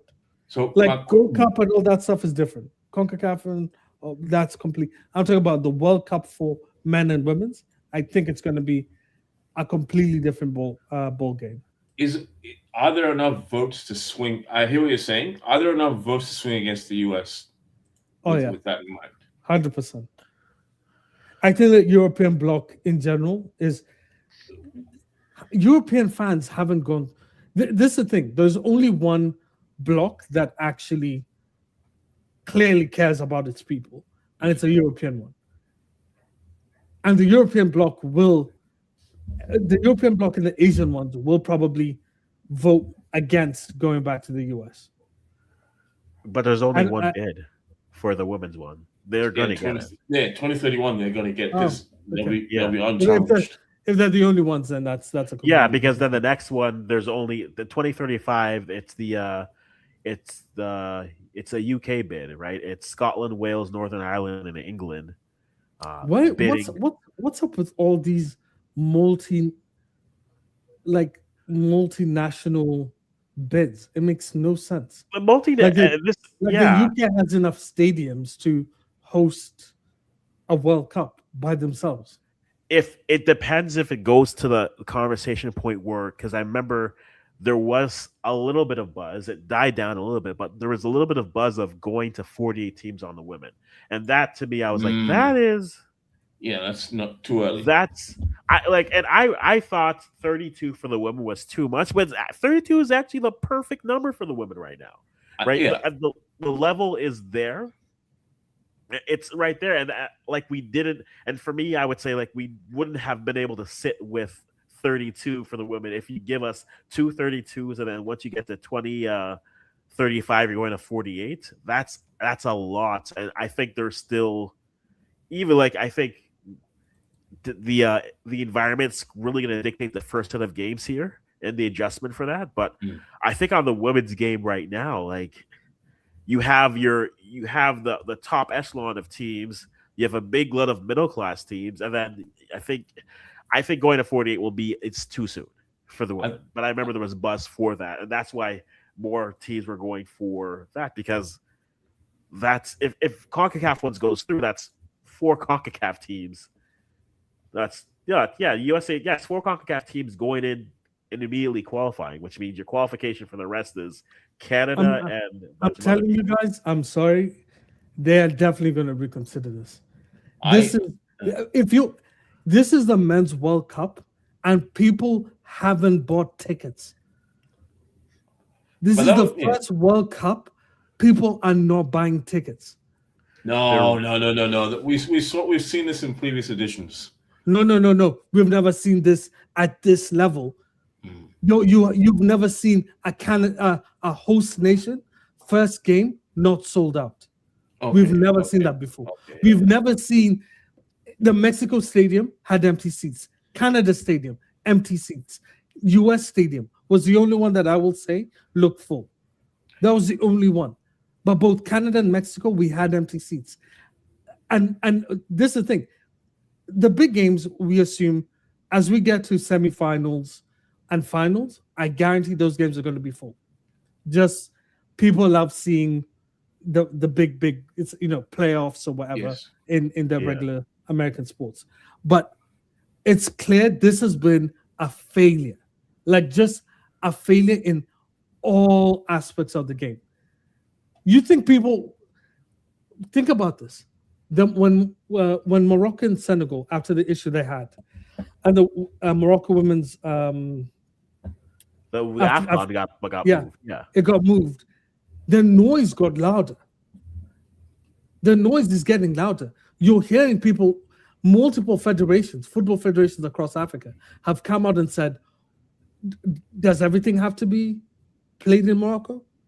Even though they never bid. They're attacking them even though they didn't bid. And I think what you're going to see is this coming up more and more and more often.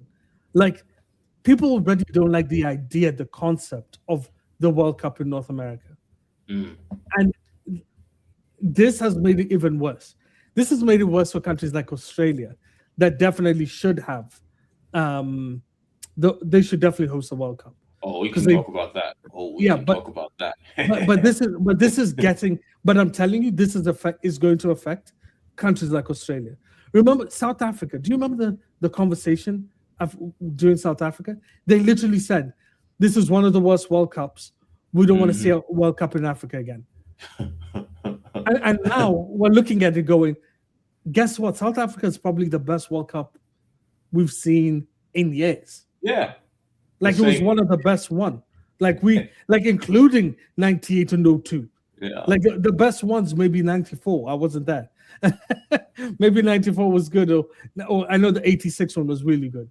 So, but if you look at like 2010 was one of the best ones ever. Yeah. And people still complained about it. This one takes the cake. Takes the bloody cake here. This one goes too far in the sense that when you have, I guess you could say, the cost of the performance not being able to perform in terms of referees, players. Let's not talk about party. I'm talking about our Somali friend. I'm talking about officials for different teams who seemingly have clean records but cannot get in just because of their nationality. That's problematic. It's restrictive access on multiple fronts, right? It's restrictive access for the people who would go there. You have restrictive access for people who this was for, i.e. the people who'd be in those countries because of how you've gate kept, because how the ticket prices have gone up, right? And I'll continue to say that. The second that FIFA was like, you know what, guys? We see the issues you have with your resellers. You know, we're going to step in. I'm like, oh, we're going to have a thing? We're going to have our own portal. And I was just like, flag. Well, like that's even the big one. If you remember, in Toronto, they wanted to remove the fan zone because the fan zone was free. Which is a fan zone that in every World Cup exists. There's always all of them. There's always a fan zone. It's free. They put a big screen, a projector, something. Everybody watches it. Everyone has a good time. Haiti with a miss here at the end. They've been on the ball, but just haven't been able to come in. I know some people are the fact that Toronto has had to fight, the Toronto fans had to fight for this thing to come in, showcases how poor FIFA took this World Cup as how much money can we extract from North America so we can this is, you know what this kind of reminds me of? This reminds me of like for the club football when they really tried to push for the Super League. Yeah. Same thing. We've actually implemented it at the World Cup level. Yeah. That's what we've done. Put more teams in there, bring in breaks so that we can have More ads. more ad ads. revenue. We've seen a halftime show, which I never thought I'd ever see in my life. Opening Guess what? ceremonies is one thing. We're gonna have halftime shows is a mental statement to say. And we're gonna have Drake. Drake will play at the halftime show. Clip it, screenshot it, whatever you need to do. I'm saying it right now. Drake is going to play at halftime show at the World Cup final on July 19, whatever it is, in New Jersey. It is going to happen. I thought it was already. They had selected who was going to be they there. selected who's going to be there. I thought it was like Shakira and some other bunch of other people. Yeah, that's not final. They can be part of it. They could but break. They're going to bring someone in. Yeah. Oh, they're going to bring him in. They are going to bring him in. I guarantee if the final was in Canada, for sure, Drake was going to perform. Oh, so right now the lineup for because this is where we're at. Like, yes, by the way, Haiti buzzing, just haven't found the final product. That's happening, guys. But the halftime show is Madonna, Shakira, and BTS. Yeah. Okay, an American.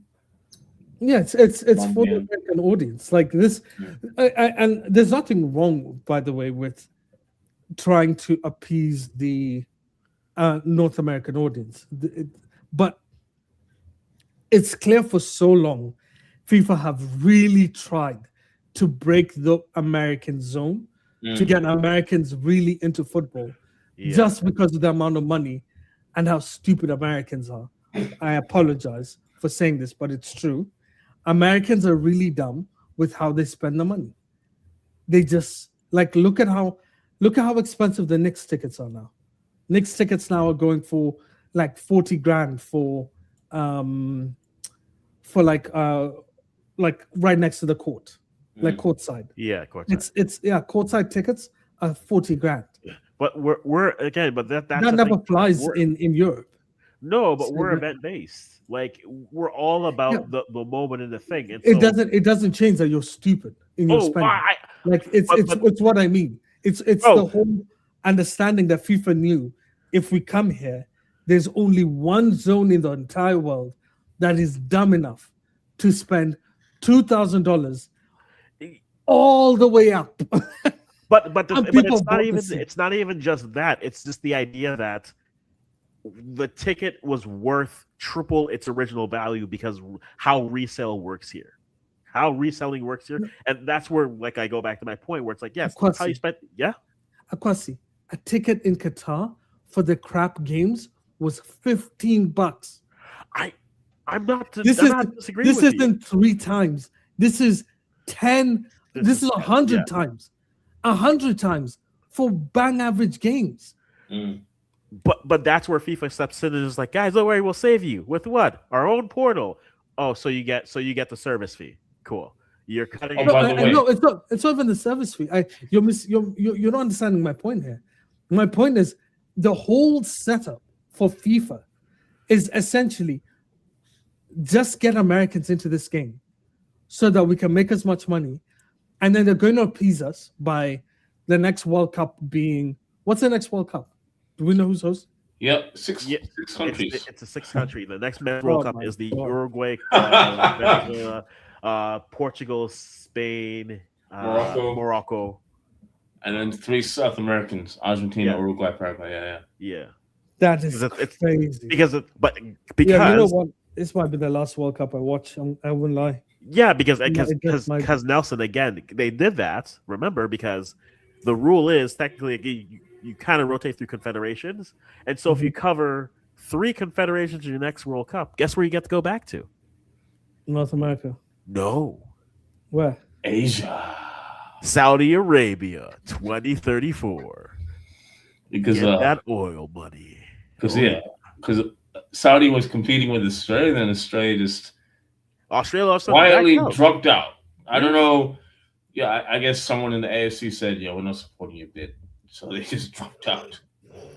And so there's only one bid for 2034, and it's just the acceptance that 2034 is probably going to be another Winter World Cup.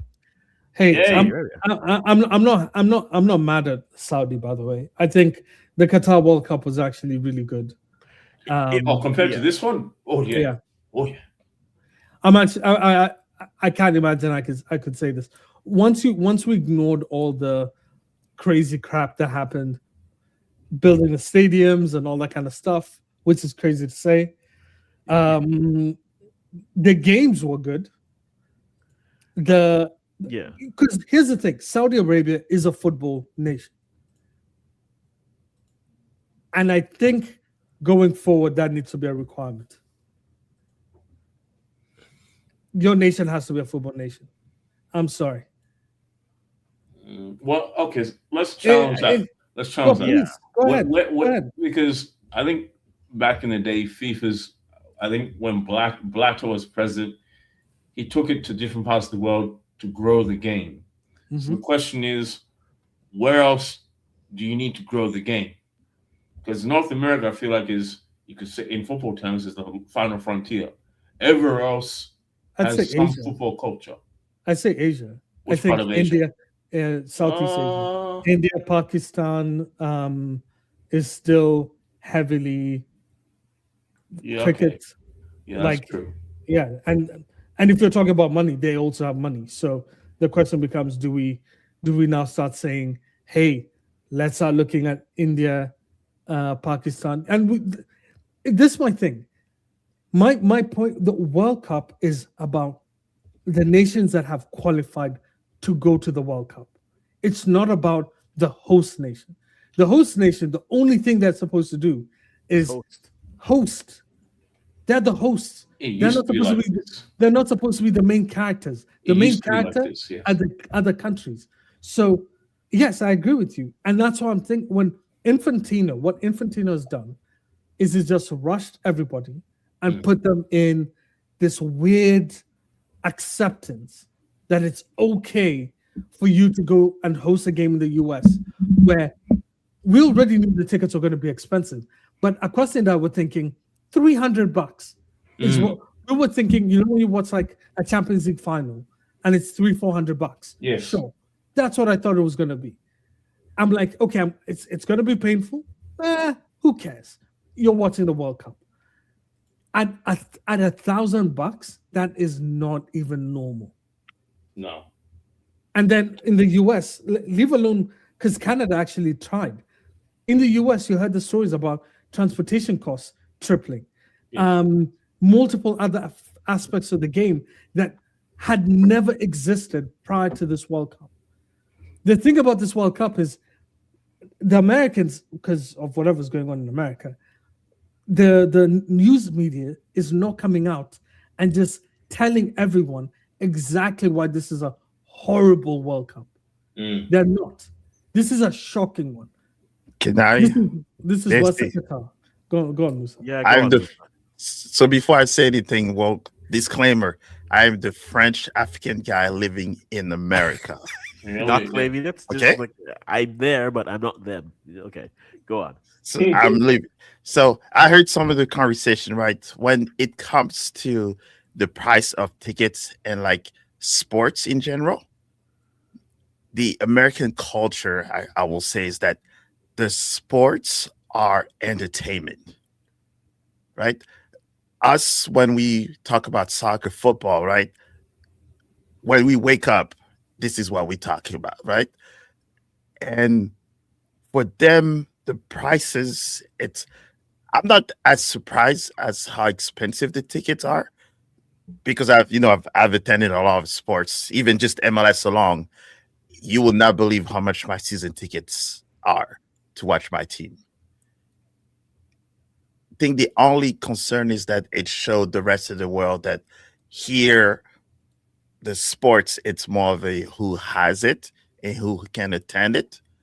And if it's family oriented enough for you to get entertained. Because if your team loses in MLS, you still have a chance to make the playoff, even if your whole entire season is horrible. And I think us European, when we see that and we see the ticket prices, the demand that you have in Europe, it's minuscule to what you have when it comes to soccer here.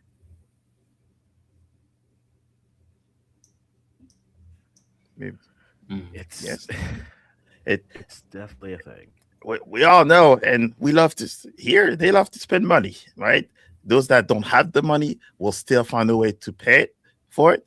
That's why credit cards it's huge here, and people find ways to make it happen at all time.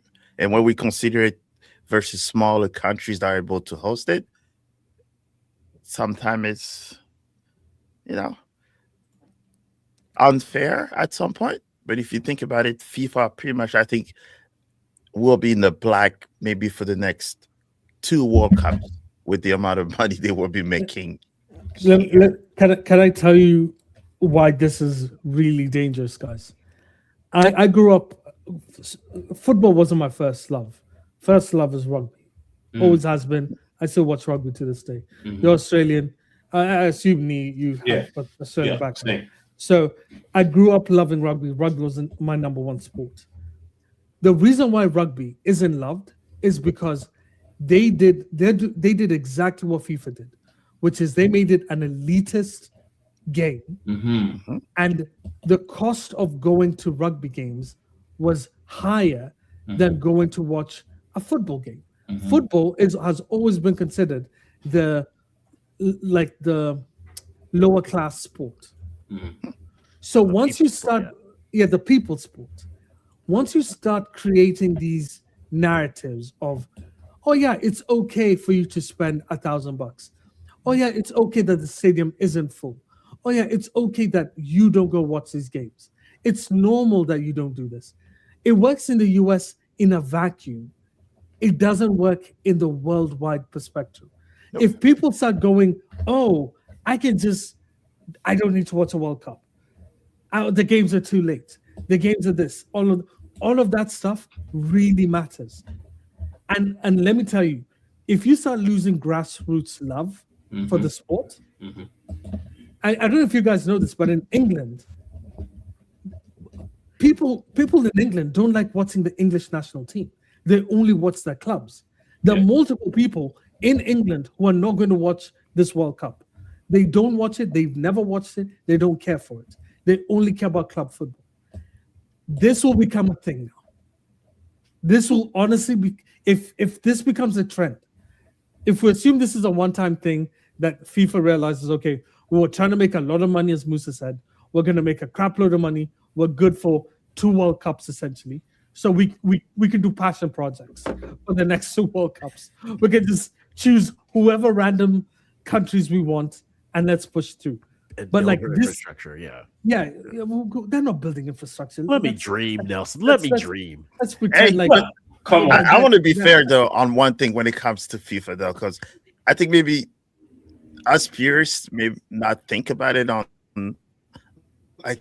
on a higher level, but the World Cups are made to expand and have the entire world participate in the tournament. So that's why they have tournaments in every continent.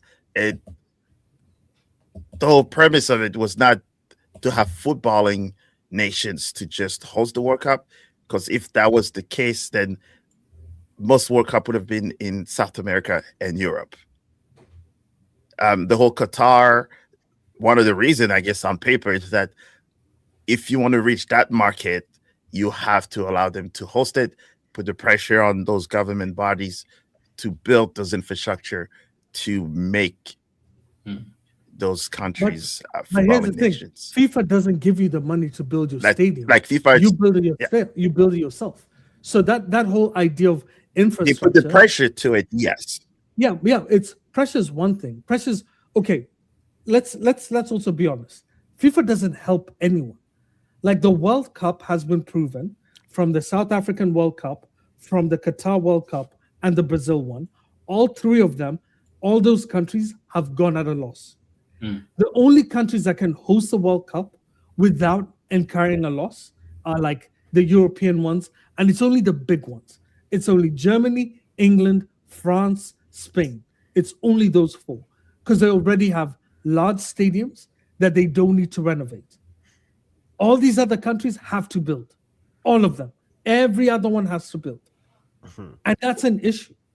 Well, But we usually ignore that because we say, "Hey, you're going to host a World Cup. It's going to be a whole thing. You're going to bring in a lot of money, and people don't end up. Yes. Yeah, people would come. Tourism, your whole brand of your country changes. To be fair, Qatar's brand changed after the World Cup. More and more people went to Qatar after the World Cup. That's a good thing.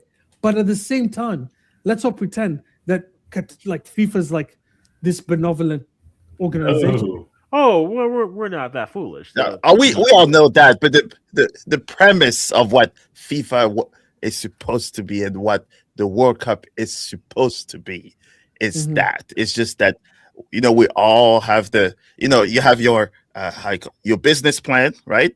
Where all of the things that you want to do and what you're supposed to do with the founders. And like we all know from every country and government bodies in the world, your founders have an idea, but then once you have the people that follow them pretty much destroy what that foundation, this business plan is to begin with. And Blatter was like the raw full cartel, but Infantino, whatever his name is, has showed us that, what? At this point, maybe Blatter and Platini needs to come back. Yeah. So. Which is awful to say. No, I'm not joking. We need Platini. We need Platini at FIFA right now. Which is awful to hear that, all of the bribing, but it looks like almost some of the bribing that was happening may have benefited. That's awful for me to say, but almost benefited to some good side of things, because the Qatar thing probably would have not have happened in some of those investments, but now it's showing to a point to where the obvious is so to our faces. Yeah, that it, when somebody does not care, that they know that they're scoring us over, but they're still doing it. Let me tell you, this 48 countries World Cup thing will not be a thing from 2 World Cups from now. It won't be a thing. Yeah. All these players are gonna get injured. Players are gonna start complaining, and eventually this will end. We know this. There are certain countries that cannot hold it. Even the Champions League, you'll see the Champions League change. Listen, guys, forget this. In the Premier League used to have was it 20 teams, and they realized the games there were too many games that they were playing in a short time frame, and every time the English got injured consistently, so they shortened it from 20 to 19, or it wasn't 20, it was 21, and they shortened it to 18 or 19 teams. 19 teams now is what we're at. More games at this point. These players aren't robots. Once you play a World Cup without Lamine Yamal, without Mbappe, without what are the big guys, Harry Kane, Haaland, all these guys are going to get injured, and once they do, no one's paying to watch France or because of Elise. I'm just going to be honest with you. No one's paying $3,000. No. Hey, it's true. You have superstars and you have stars, and a superstar is a Lamine Yamal. It's Mbappe. It's Kane. You move Kane, you put Ollie Watkins. Yeah, good luck. Good luck paying that. Hey. Ivan Tony Troopers are out there, be like, he will show his worth. Brentford people I'm just being honest, man. I feel bad for people who, let's be honest, this World Cup has had the USA Paraguay game was a really good game. I think the Morocco game, Brazil game is fantastic. Yeah. Netherlands and Japan will be a great game. But once injuries start kicking in, and they will, the heat hasn't kicked in yet. We're still in Canada right now. It's 27 degrees. It's actually really good weather for us. If you leave the house right now, it's kind of cool. Yeah. I can't wait for 2 weeks from now when it's humidity slaps you in the face, and then we'll have a conversation. And New York is going to be just as hot. Boston's going to be hotter. God knows what Dallas is going to be like. I forgot about them. Yeah. So once we get there, then we'll talk. Then we'll see. You'll start hearing the conversations haven't yet started. We're still in We're still in the honeymoon phase, guys. Wait, just wait. The BBC haven't done the documentary. We haven't seen Panorama yet. We're waiting for everybody else to kick in, and then we'll talk. Give it a month. Give it a month. If you're saying this has not kicked in, I don't know what you're waiting for. We're just talking the football. Everything else is hit fans, okay? Everything else is hit fans at this point, okay? But I think there's in here. There's a lot more people talking about the World Cup now. A majority of it is not very good. But people are showing up on stadiums. Like we're seeing what is possible. To what you're saying there, I think there's I'll give it credit here. Like when you see the stories with like Algeria and Kansas, like when you see the stories with the Panama team in Ontario, right? Like when you see like the Ghana team arrive and all the player and the Ghanaian community going out there to like when you see things like that and like the community outreach aspects of that is at least positive and just encouraging. And then like for a moment it gives you a quick moment of like, oh great, dopamine.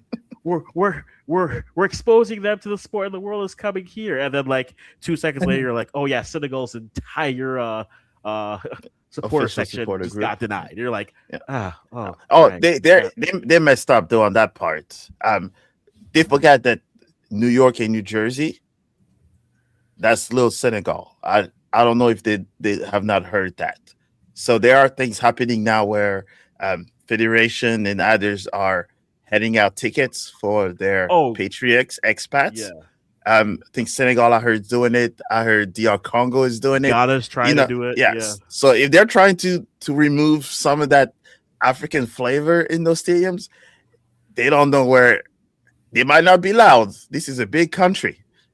When you call that, you put that whistle out for Africans to say, come and show up and here's your ticket, your djembe and all that happened. Yeah. But they don't know what they just did. Here's a problem, Musa.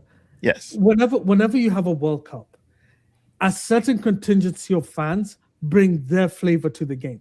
Yeah. This is a World Cup that feels generic because every stadium feels the same. I was expecting the Mexico Stadium to be like you'd hear more, and I don't know if this is racist, but you'd hear more like mariachi bands and like more Mexican music. Nothing. It was the same boring. I was so shocked when I was watching that game. I'm like, what the hell's going on? But here's the thing, like security. Do you remember? I don't care about security. Let's talk about. But that's what I've been told. Yeah, but that's my point, though. Like, this is a very generic World Cup. You're supposed to. This is what it's supposed to be like. Whenever the African congregation shows up, it's face painting. They don't wear jerseys. You see the flag on their freaking body. They walk in with the flags on their bodies, and you're like, oh shit, here they are. Yes. Here we go. And then the European movement shows up, and it's ultras, proper ultras. Yeah, that's what it's you feel the tension before the game starts. These games, if like. I was watching a lot of these games, like the Brazil-Morocco game. They were trying to show Moroccan fans, and I'm like, there's 7 of them. There's 7 Moroccan fans in the whole stadium. What the hell are we doing? Which is weird. The whole stadium was yellow. No, Brazil don't mess around. No, it's not about Brazil messing around. Oh, wait, when Brazil plays Senegal in the last World Cup, or when Brazil plays any African nation, you know that they're playing an African nation. Mm-hmm. It's always guaranteed, you'd know. How about the South African World Cup? Vuvuzela, yes. The vuvuzelas, the vuvuzelas were so loud people couldn't hear the ref. You couldn't even hear the ref whistle. And I'm like, that's exactly I think what's happened is we've forgotten how good World Cups used to be. Like how good you're supposed to feel tension. Yeah. We still haven't felt tension yet. Like that's the thing, guys. Be honest. You haven't felt tension in all of these games. You're just watching them because you're like, it's a good game. I felt tension with the Canada game, but that's just because I Yeah, was that's because emotionally invested. you're emotionally invested in it. Yeah, but But you're Bosnia supposed to came on watch fire. So, you're supposed to watch a neutral team and feel the tension. We didn't feel anything. but that's it. Sort of feel maybe on purpose. Yes, it is. But It is on purpose. could Yeah, I argue then? But that's the I would make the argument then that, but that's more so a reflection of, and I'll say North American sports, because I still think Mexico's football culture is still there. They just aren't there. Maybe the actual ultras are those people who would bring that passion are priced out. and not. Yeah, they're priced out. They're not in the stadium. They're Yeah. outside. You see Because- the videos of Mexican fans outside of the stadium. Is that it looks different like than what's Mexico. inside a stadium? It's Yeah. 100%. You look at the South Korean fans in South Korean news. They're talking about it. They're like, dude, Mexico is a blast. Oh, of course. All of them It are is, like, yeah. dude, Mexico's so much fun. But again, that's my point. Listen, you're supposed to see. We were talking about the vuvuzelas. Yeah. What did other nations do to counteract the vuvuzelas? People brought in drums. People brought in people tried to counter whatever was going on, because that's what you're supposed to do. You bring in your traditions, your customs into the World Cup, provide a sound or some sort of support. If you're Moroccan and you're looking up and you just see a sea of yellow, you might as well have been playing in Brazil. You might as well have been playing a friendly in Brazil. Which, to that point, which is why I think, and I said this on when I was live stream before at the beginning of the live stream, I was nervous for the Canada game. What got me excited, I opened up Twitter and I saw, okay, the Voyagers had a red march, and while the red march was happening, and they were just, and it was like the best I had heard it. I look over the next one, the Bosnian fans were coming in, and it was just like there was a moment where we were just like, oh, there's both of these happening. Oh, this energy is gonna hit together. And I'll give ourselves some credit. Like, this was probably when we scored. It was why I wish we'd have scored early. That was just like then the environment started to pick. But to me, like when I saw the Bosnian fans coming to the stadium, I saw the Canadian fans coming to the stadium. That was to me when my energy was like, oh, okay. It's not that I'm nervous. I want this game to happen right now because I just want to feel. So I've got to follow up. I've got to follow up, Kwasi. Okay. When a Ghanaian watched that game, do you think he felt like there was energy in that room? Thank you very much. That's a very good question. That's a very good question. Like dude, we saw the Brazil World Cup. Yeah. The Brazil World Cup and the Qatar World Cup, which had a better atmosphere? Brazil. South Africa versus Brazil. What a better atmosphere. South Africa. Because it's a big deal when you host a World Cup for the first time at home. Qatar just doesn't have enough people. If they had more, Saudi Arabia will be considerably better than Qatar World Cup. There are more of them. It's going to be crazy over there. You should watch the league. The league is actually, they're packed. The stadiums are packed in the regular league. Those tifos are amazing. Yeah, the tifos are amazing. Like, it's actually a proper footballing nation. The issue I have is exactly what all of you guys have said. This feels like we're going to go watch. This is like a theater. We're going to go there. We're going to sit down. We're going to watch the entertainment. We're going to clap when it's good, when it ends. No, but that's North American sports. We go to North American sports. View it at least for me is very. It's not necessarily engaging. It's more so they take in the action, like you're saying, but they're not active participants, right? The closest, because for where I live and like the conversation where that always goes, which is an interesting conversation we kind of landed on, is like I remember where I am because I'm just outside. I'm Niagara Falls area, and like I can remember thinking for big events in our area. So here, right across, you have Buffalo, like whatever the juniors are, the junior hockey team would play and stuff. Really hot topic for Canadians these days, but like. I would listen to commentary. They'd be like, no, we want to go to the Canada games because that's the closest thing we can get right now to like a European environment at a football match. And when you get to those, like, okay, no, that's different. But generally speaking, You go in, you take it in, you might cheer. We aren't, yeah, we're entertainment based and we're event based. We've never actually properly. Can I tell you been why that's all a spectated. lie? Can I tell you why that's all a lie? I- Go right not a now, lie. turn on the Knicks game, and see how the fans are reacting. Yeah, but That's I'm a- no. It's not a but. It's because they are fans of basketball. They are fans of the Knicks, and they care. There is a reason why if the USA gets knocked out early, let's assume they get knocked out of groups. They won't, but let's assume. Let's assume they get knocked out of groups or they're knocked out round of 32. How many games are going to be full? The Brazil mean game, just US the games. France games? No, I'm saying if the USA get knocked out, and now you're going to go watch random teams. It's going to be the Portugal games because everyone wants to see Ronaldo. It's going to be the Argentina games because everybody wants to see Messi. It's going to be the France teams because everybody wants to see Mbappe. I'm here for Conte, but keep going. Yeah, sure. Yeah. Conte is yours. Mbappe for others. I respect that. Yes. And then that's it. And Brazil, because Brazil apparently has a big. I didn't know they had such a big community. The one It's thing so that the U.S. has, yeah, that's the thing. The one thing the U.S. has is that they have a large diaspora population. The problem that they're going to have is how if they've priced out that diaspora population. That's the issue. Yeah, That's the that problem. goes back to the point that we brought. That's before. yeah.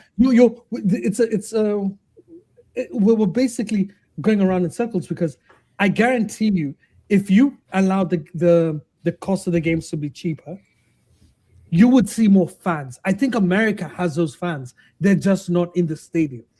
I think Canada has those fans. They're just not in the stadium. Yeah, Mexico clearly has those fans. They're not in the stadium. That's my issue. and that's just reflective of North America. So the second that you can put a price point somewhere, you realize let's price out. The same thing happened, like you said, basketball. Same thing happened with the Raptors, where once the Raptors made the finals, it was just like there was one part where was like, oh man, this could be great. We'll come back, and then it felt you started hearing the calls of just. Okay, now it just feels like MLSC have realized that there's a new threshold for pricing. So if they can raise it to this point, and then it was just like, well, the passionate people who want to go there, the fans have been priced out, and now it's more event based in terms of that play. Here's what the good thing happened. If you had a season ticket, you were given priority pricing. You didn't have to pay exorbitant amounts of money unless your pricing was courtside. Right? It depends, though. Everybody else, no, I'm saying for the Toronto one. For the Toronto one, it was clear. There were people who their tickets were $150, and they were reselling for however much, $700, $800. To me, it's fair. If you're showing up regularly, and then someone tells you, "Hey, I'll pay 8 times the money so that I can pretend I'm a Raptors fan," that's a completely different thing. If the finals was the price that we're talking about regular games, I'm with you boys, 100%. Finals jack up the prices. That makes sense. Big games like Portugal playing. If Portugal played Argentina, good lord, that price, I don't know what it would be. Listen, if you got that ticket, you're not even going to. You're reselling that ticket. Yeah, immediately. That's a house. Yeah, that's a house. That's a 100. Or 2 months of rent. At minimum 100K ticket. If Portugal plays Argentina in the final. The two guys. The two guys finishing. Oh, yeah. Boy. But I think for the culture-wise that we're all talking, for a lot of the federations that I'm starting to see getting visa denied, I think it almost feels like the sterilization of like the fan base, because we all know when you go to stadium for World Cups, right? There's different ticket allocations. So there's a section that's usually blocked for that federation to have those fans. So when the camera zooms in to those guys, it shows that, for Senegal, it's those guys that have Senegal painted. And that's like every World Cup, you have to see that. Netherlands, you see that orange wall. You have to see that. Brazilian, you see those dancing. You have to see that. At this moment, I don't know if it's the group stage, but it's a complete blanket in the Musa, entire stadium of you, who can get the you, tickets. you must have missed it. They changed the coloring. So you know when you buy your tickets, every single spot has like a color Yes. associated to it. Midway through, after the first round of tickets were bought, FIFA changed Yeah, the I heard color that. scheme, and Yes. it messed everything up. So if you and your friends were all sitting in one spot, you were just moved to a completely different side of the stadium, and that literally happened. And honestly, it's just like there's so many things we could talk about We at could this go on point. for hours. We can go on for hours. Scotland beat Haiti, which is literally what I said. I thought Haiti would have been. That was lucky. Like that's a rebound goal. Like that's It's they won, but Mhm. the way I've watched here, if Haiti had someone to finish on the final third, that game would have been totally different than what I saw. But who created more dangerous chances? Because from The last I'm just 15 looking at minutes. score. Scotland apparently had created more. The last 15 dangerous minutes, Haiti was knocking at the door. yeah, and like this will sound like me being a Haiti hater, but like Haiti has the potential. They just like Haiti not finishing their chances Mhm. is kind of more of the course for them because they'll create, but then they'll get to the final third. You'll just be like, what was that exactly? Or everything is just off. Like the amount of crosses that they had were just, oh, you have a player who makes his run, starts his run too late, then he sees it and he goes. They've just not been very. They're very hit or miss with their finishing. They're either scoring 3 or they're going 0-0 or it's a 1-0 loss type of thing. So this is for Haiti. It's par for the course for them. Like I was to me, I was like.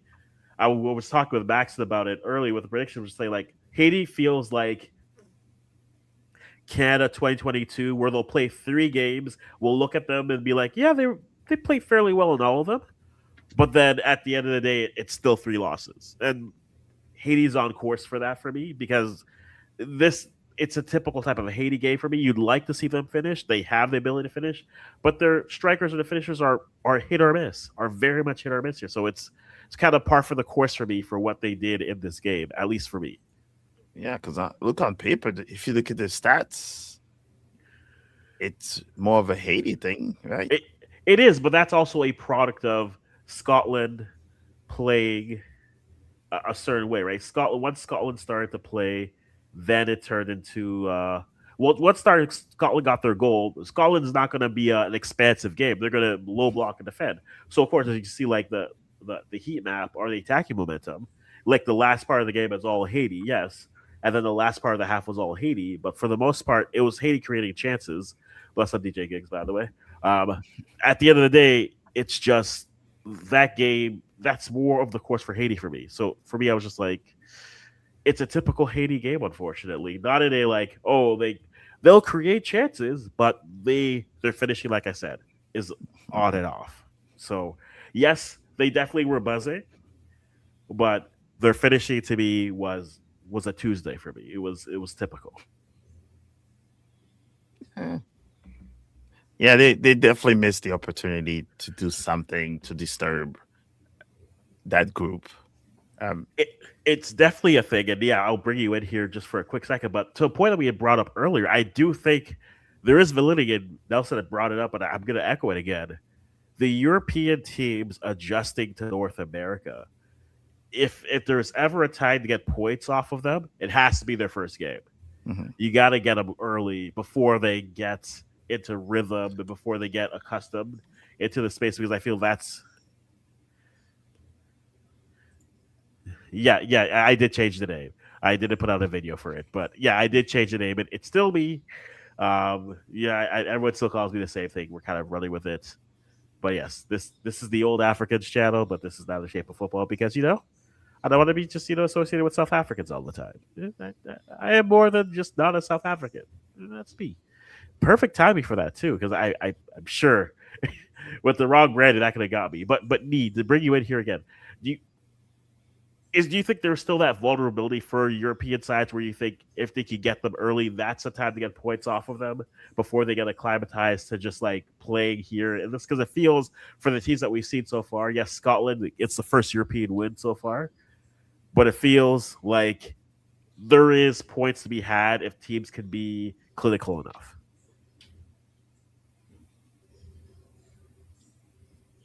Yeah, if there was a game for them to do something, this was it. Yeah, this was definitely the game for them to do it. And Yeah. so Haiti, I mean, I think Haiti will be fine against.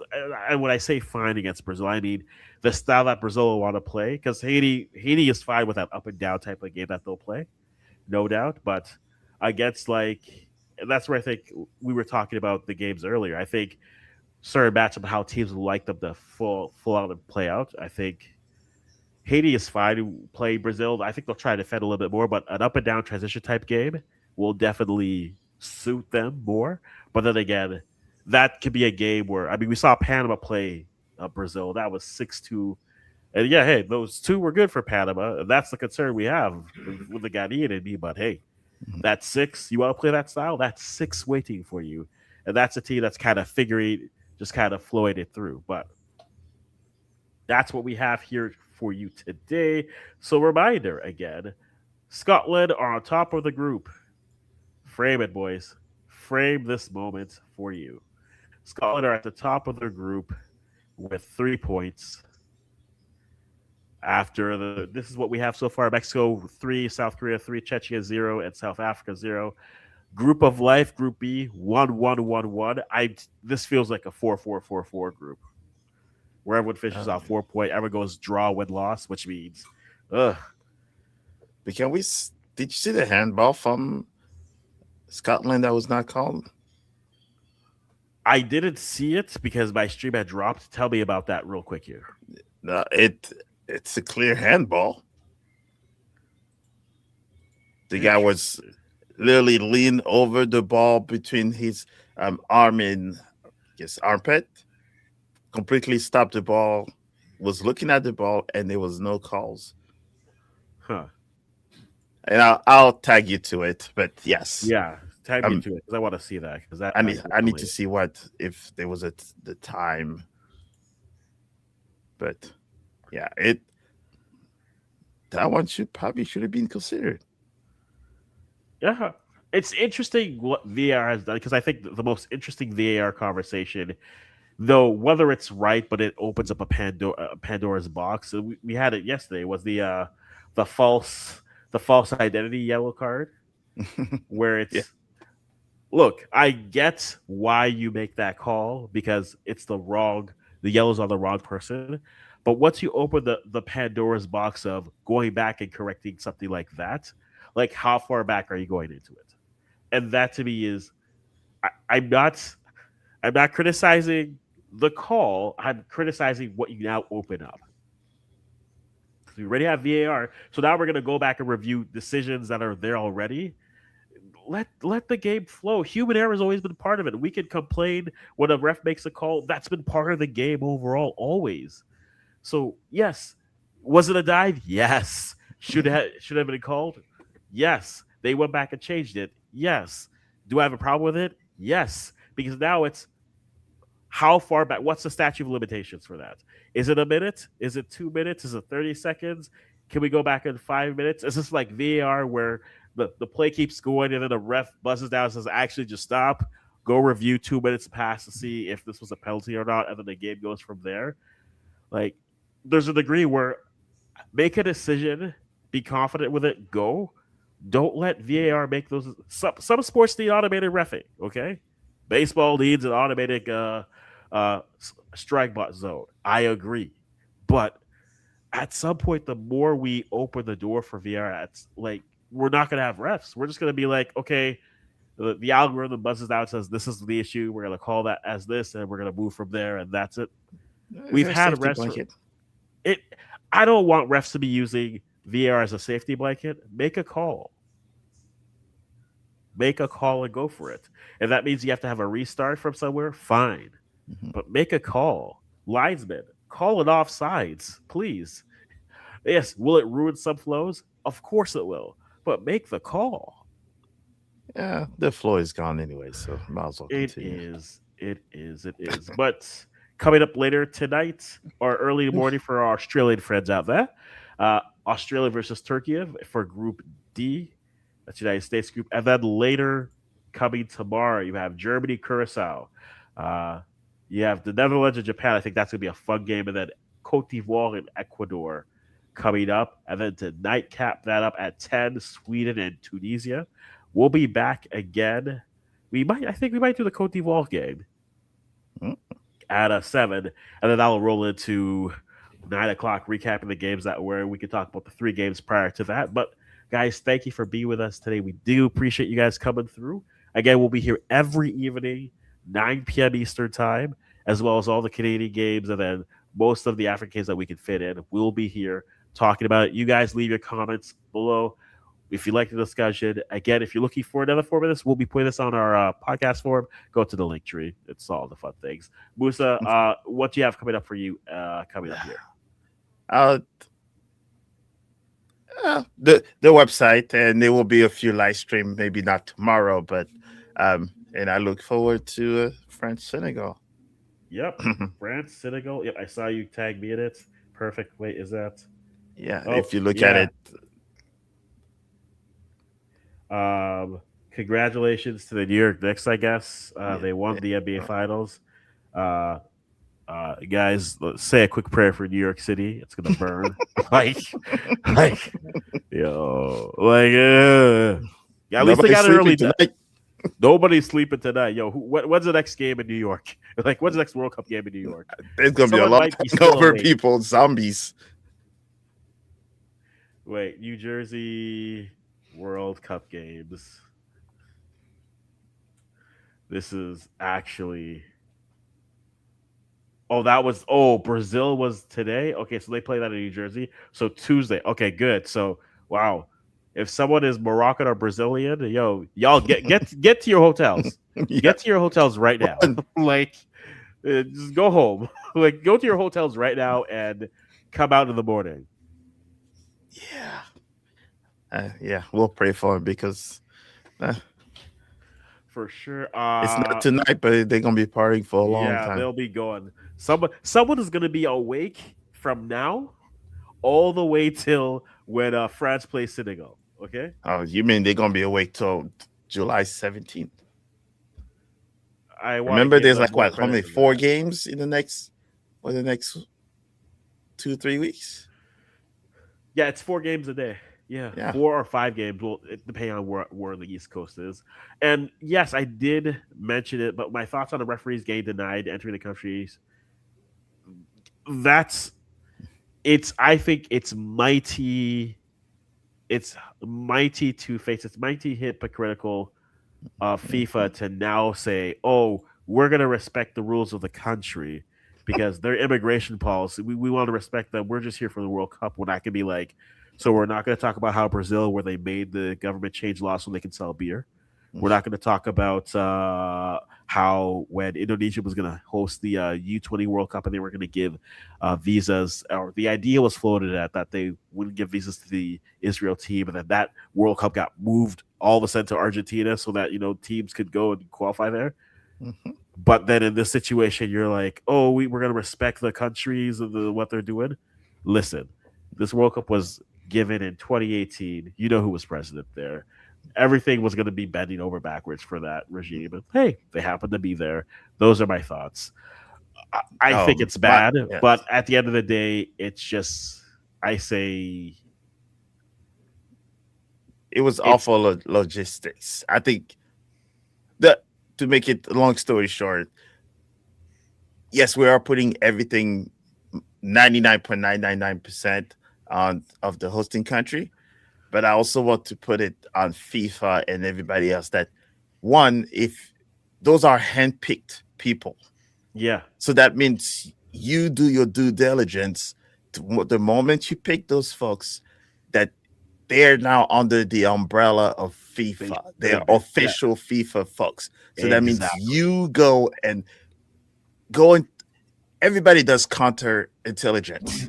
It like this research is nothing new, right? Yeah. So if there's a Somali referee, yes, there's all these issues that's happening with Somali and the things they've said before. So the moment you made that selection, you've been best friend with the president and the administration. It's like, hey, this is the guy we've picked from Somalia. Here's his information. Here's how we vetted him. And he cleared on our side. So now it's your turn to do it now. Let's do it before he gets ready to go. So that way you can do that behind closed door, do the whole negotiations. If he's denied at that moment, do it behind doors and have your PR all lined up. So when he says, hey, we didn't pick you, you know what happened, all of those things. Here's what we're going to do. That way it's not so public and it's not straight to their face. Those are all smart people. I don't understand how we are able to think properly of like, hey, this will look awful for everybody. We do enough crap behind closed door anyways. Let's get this under control. All those visas denied, do it before. Plan properly before, so those does not come and bite you in the rear next. Yeah. I don't understand. We all work in like projects. We all work, we all know what you can do behind closed doors, but yet you taint the discussion. It's taking away from the teams that are traveling. Some of these folks have worked 4-8 years to make it to where they are now. And within an hour, a day, or a week, you completely destroy someone's past 10 years, pretty much. Yeah. Which is awful. And like we said, it's a World Cup where the one conversation we'll have for at least the average viewer here is just a lack of access. Yeah. And whether it's entering the country or whether it's entering the games, just lack of access. But we'll talk about that with more things. Again, we have games coming up tomorrow. We have things. If you're in New York City, stay safe out there, guys. Just stay safe. Gotham is here. Okay, Gotham will be there. And if you're from San Antonio, go hide, remove your jersey, don't say anything, get your New York accent. Yeah, make it home safe. But World Cup goes on. A couple draws, a win, and one game to go. But we'll talk about that game tomorrow as we come through, guys. Thanks for spending the evening with us. I hope you enjoy the discussion. If you like it, we'll put it on our podcast form so you can listen to us. It'll go on for 2 hours talking about all things. But thank you again, guys, for being here. We'll be back here tomorrow for sure at 9, but probably at 7 for that Cote d'Ivoire game. But until then, guys, we'll sign off. Nelson had to step off a little earlier, but guys, thank you for being here. And as always,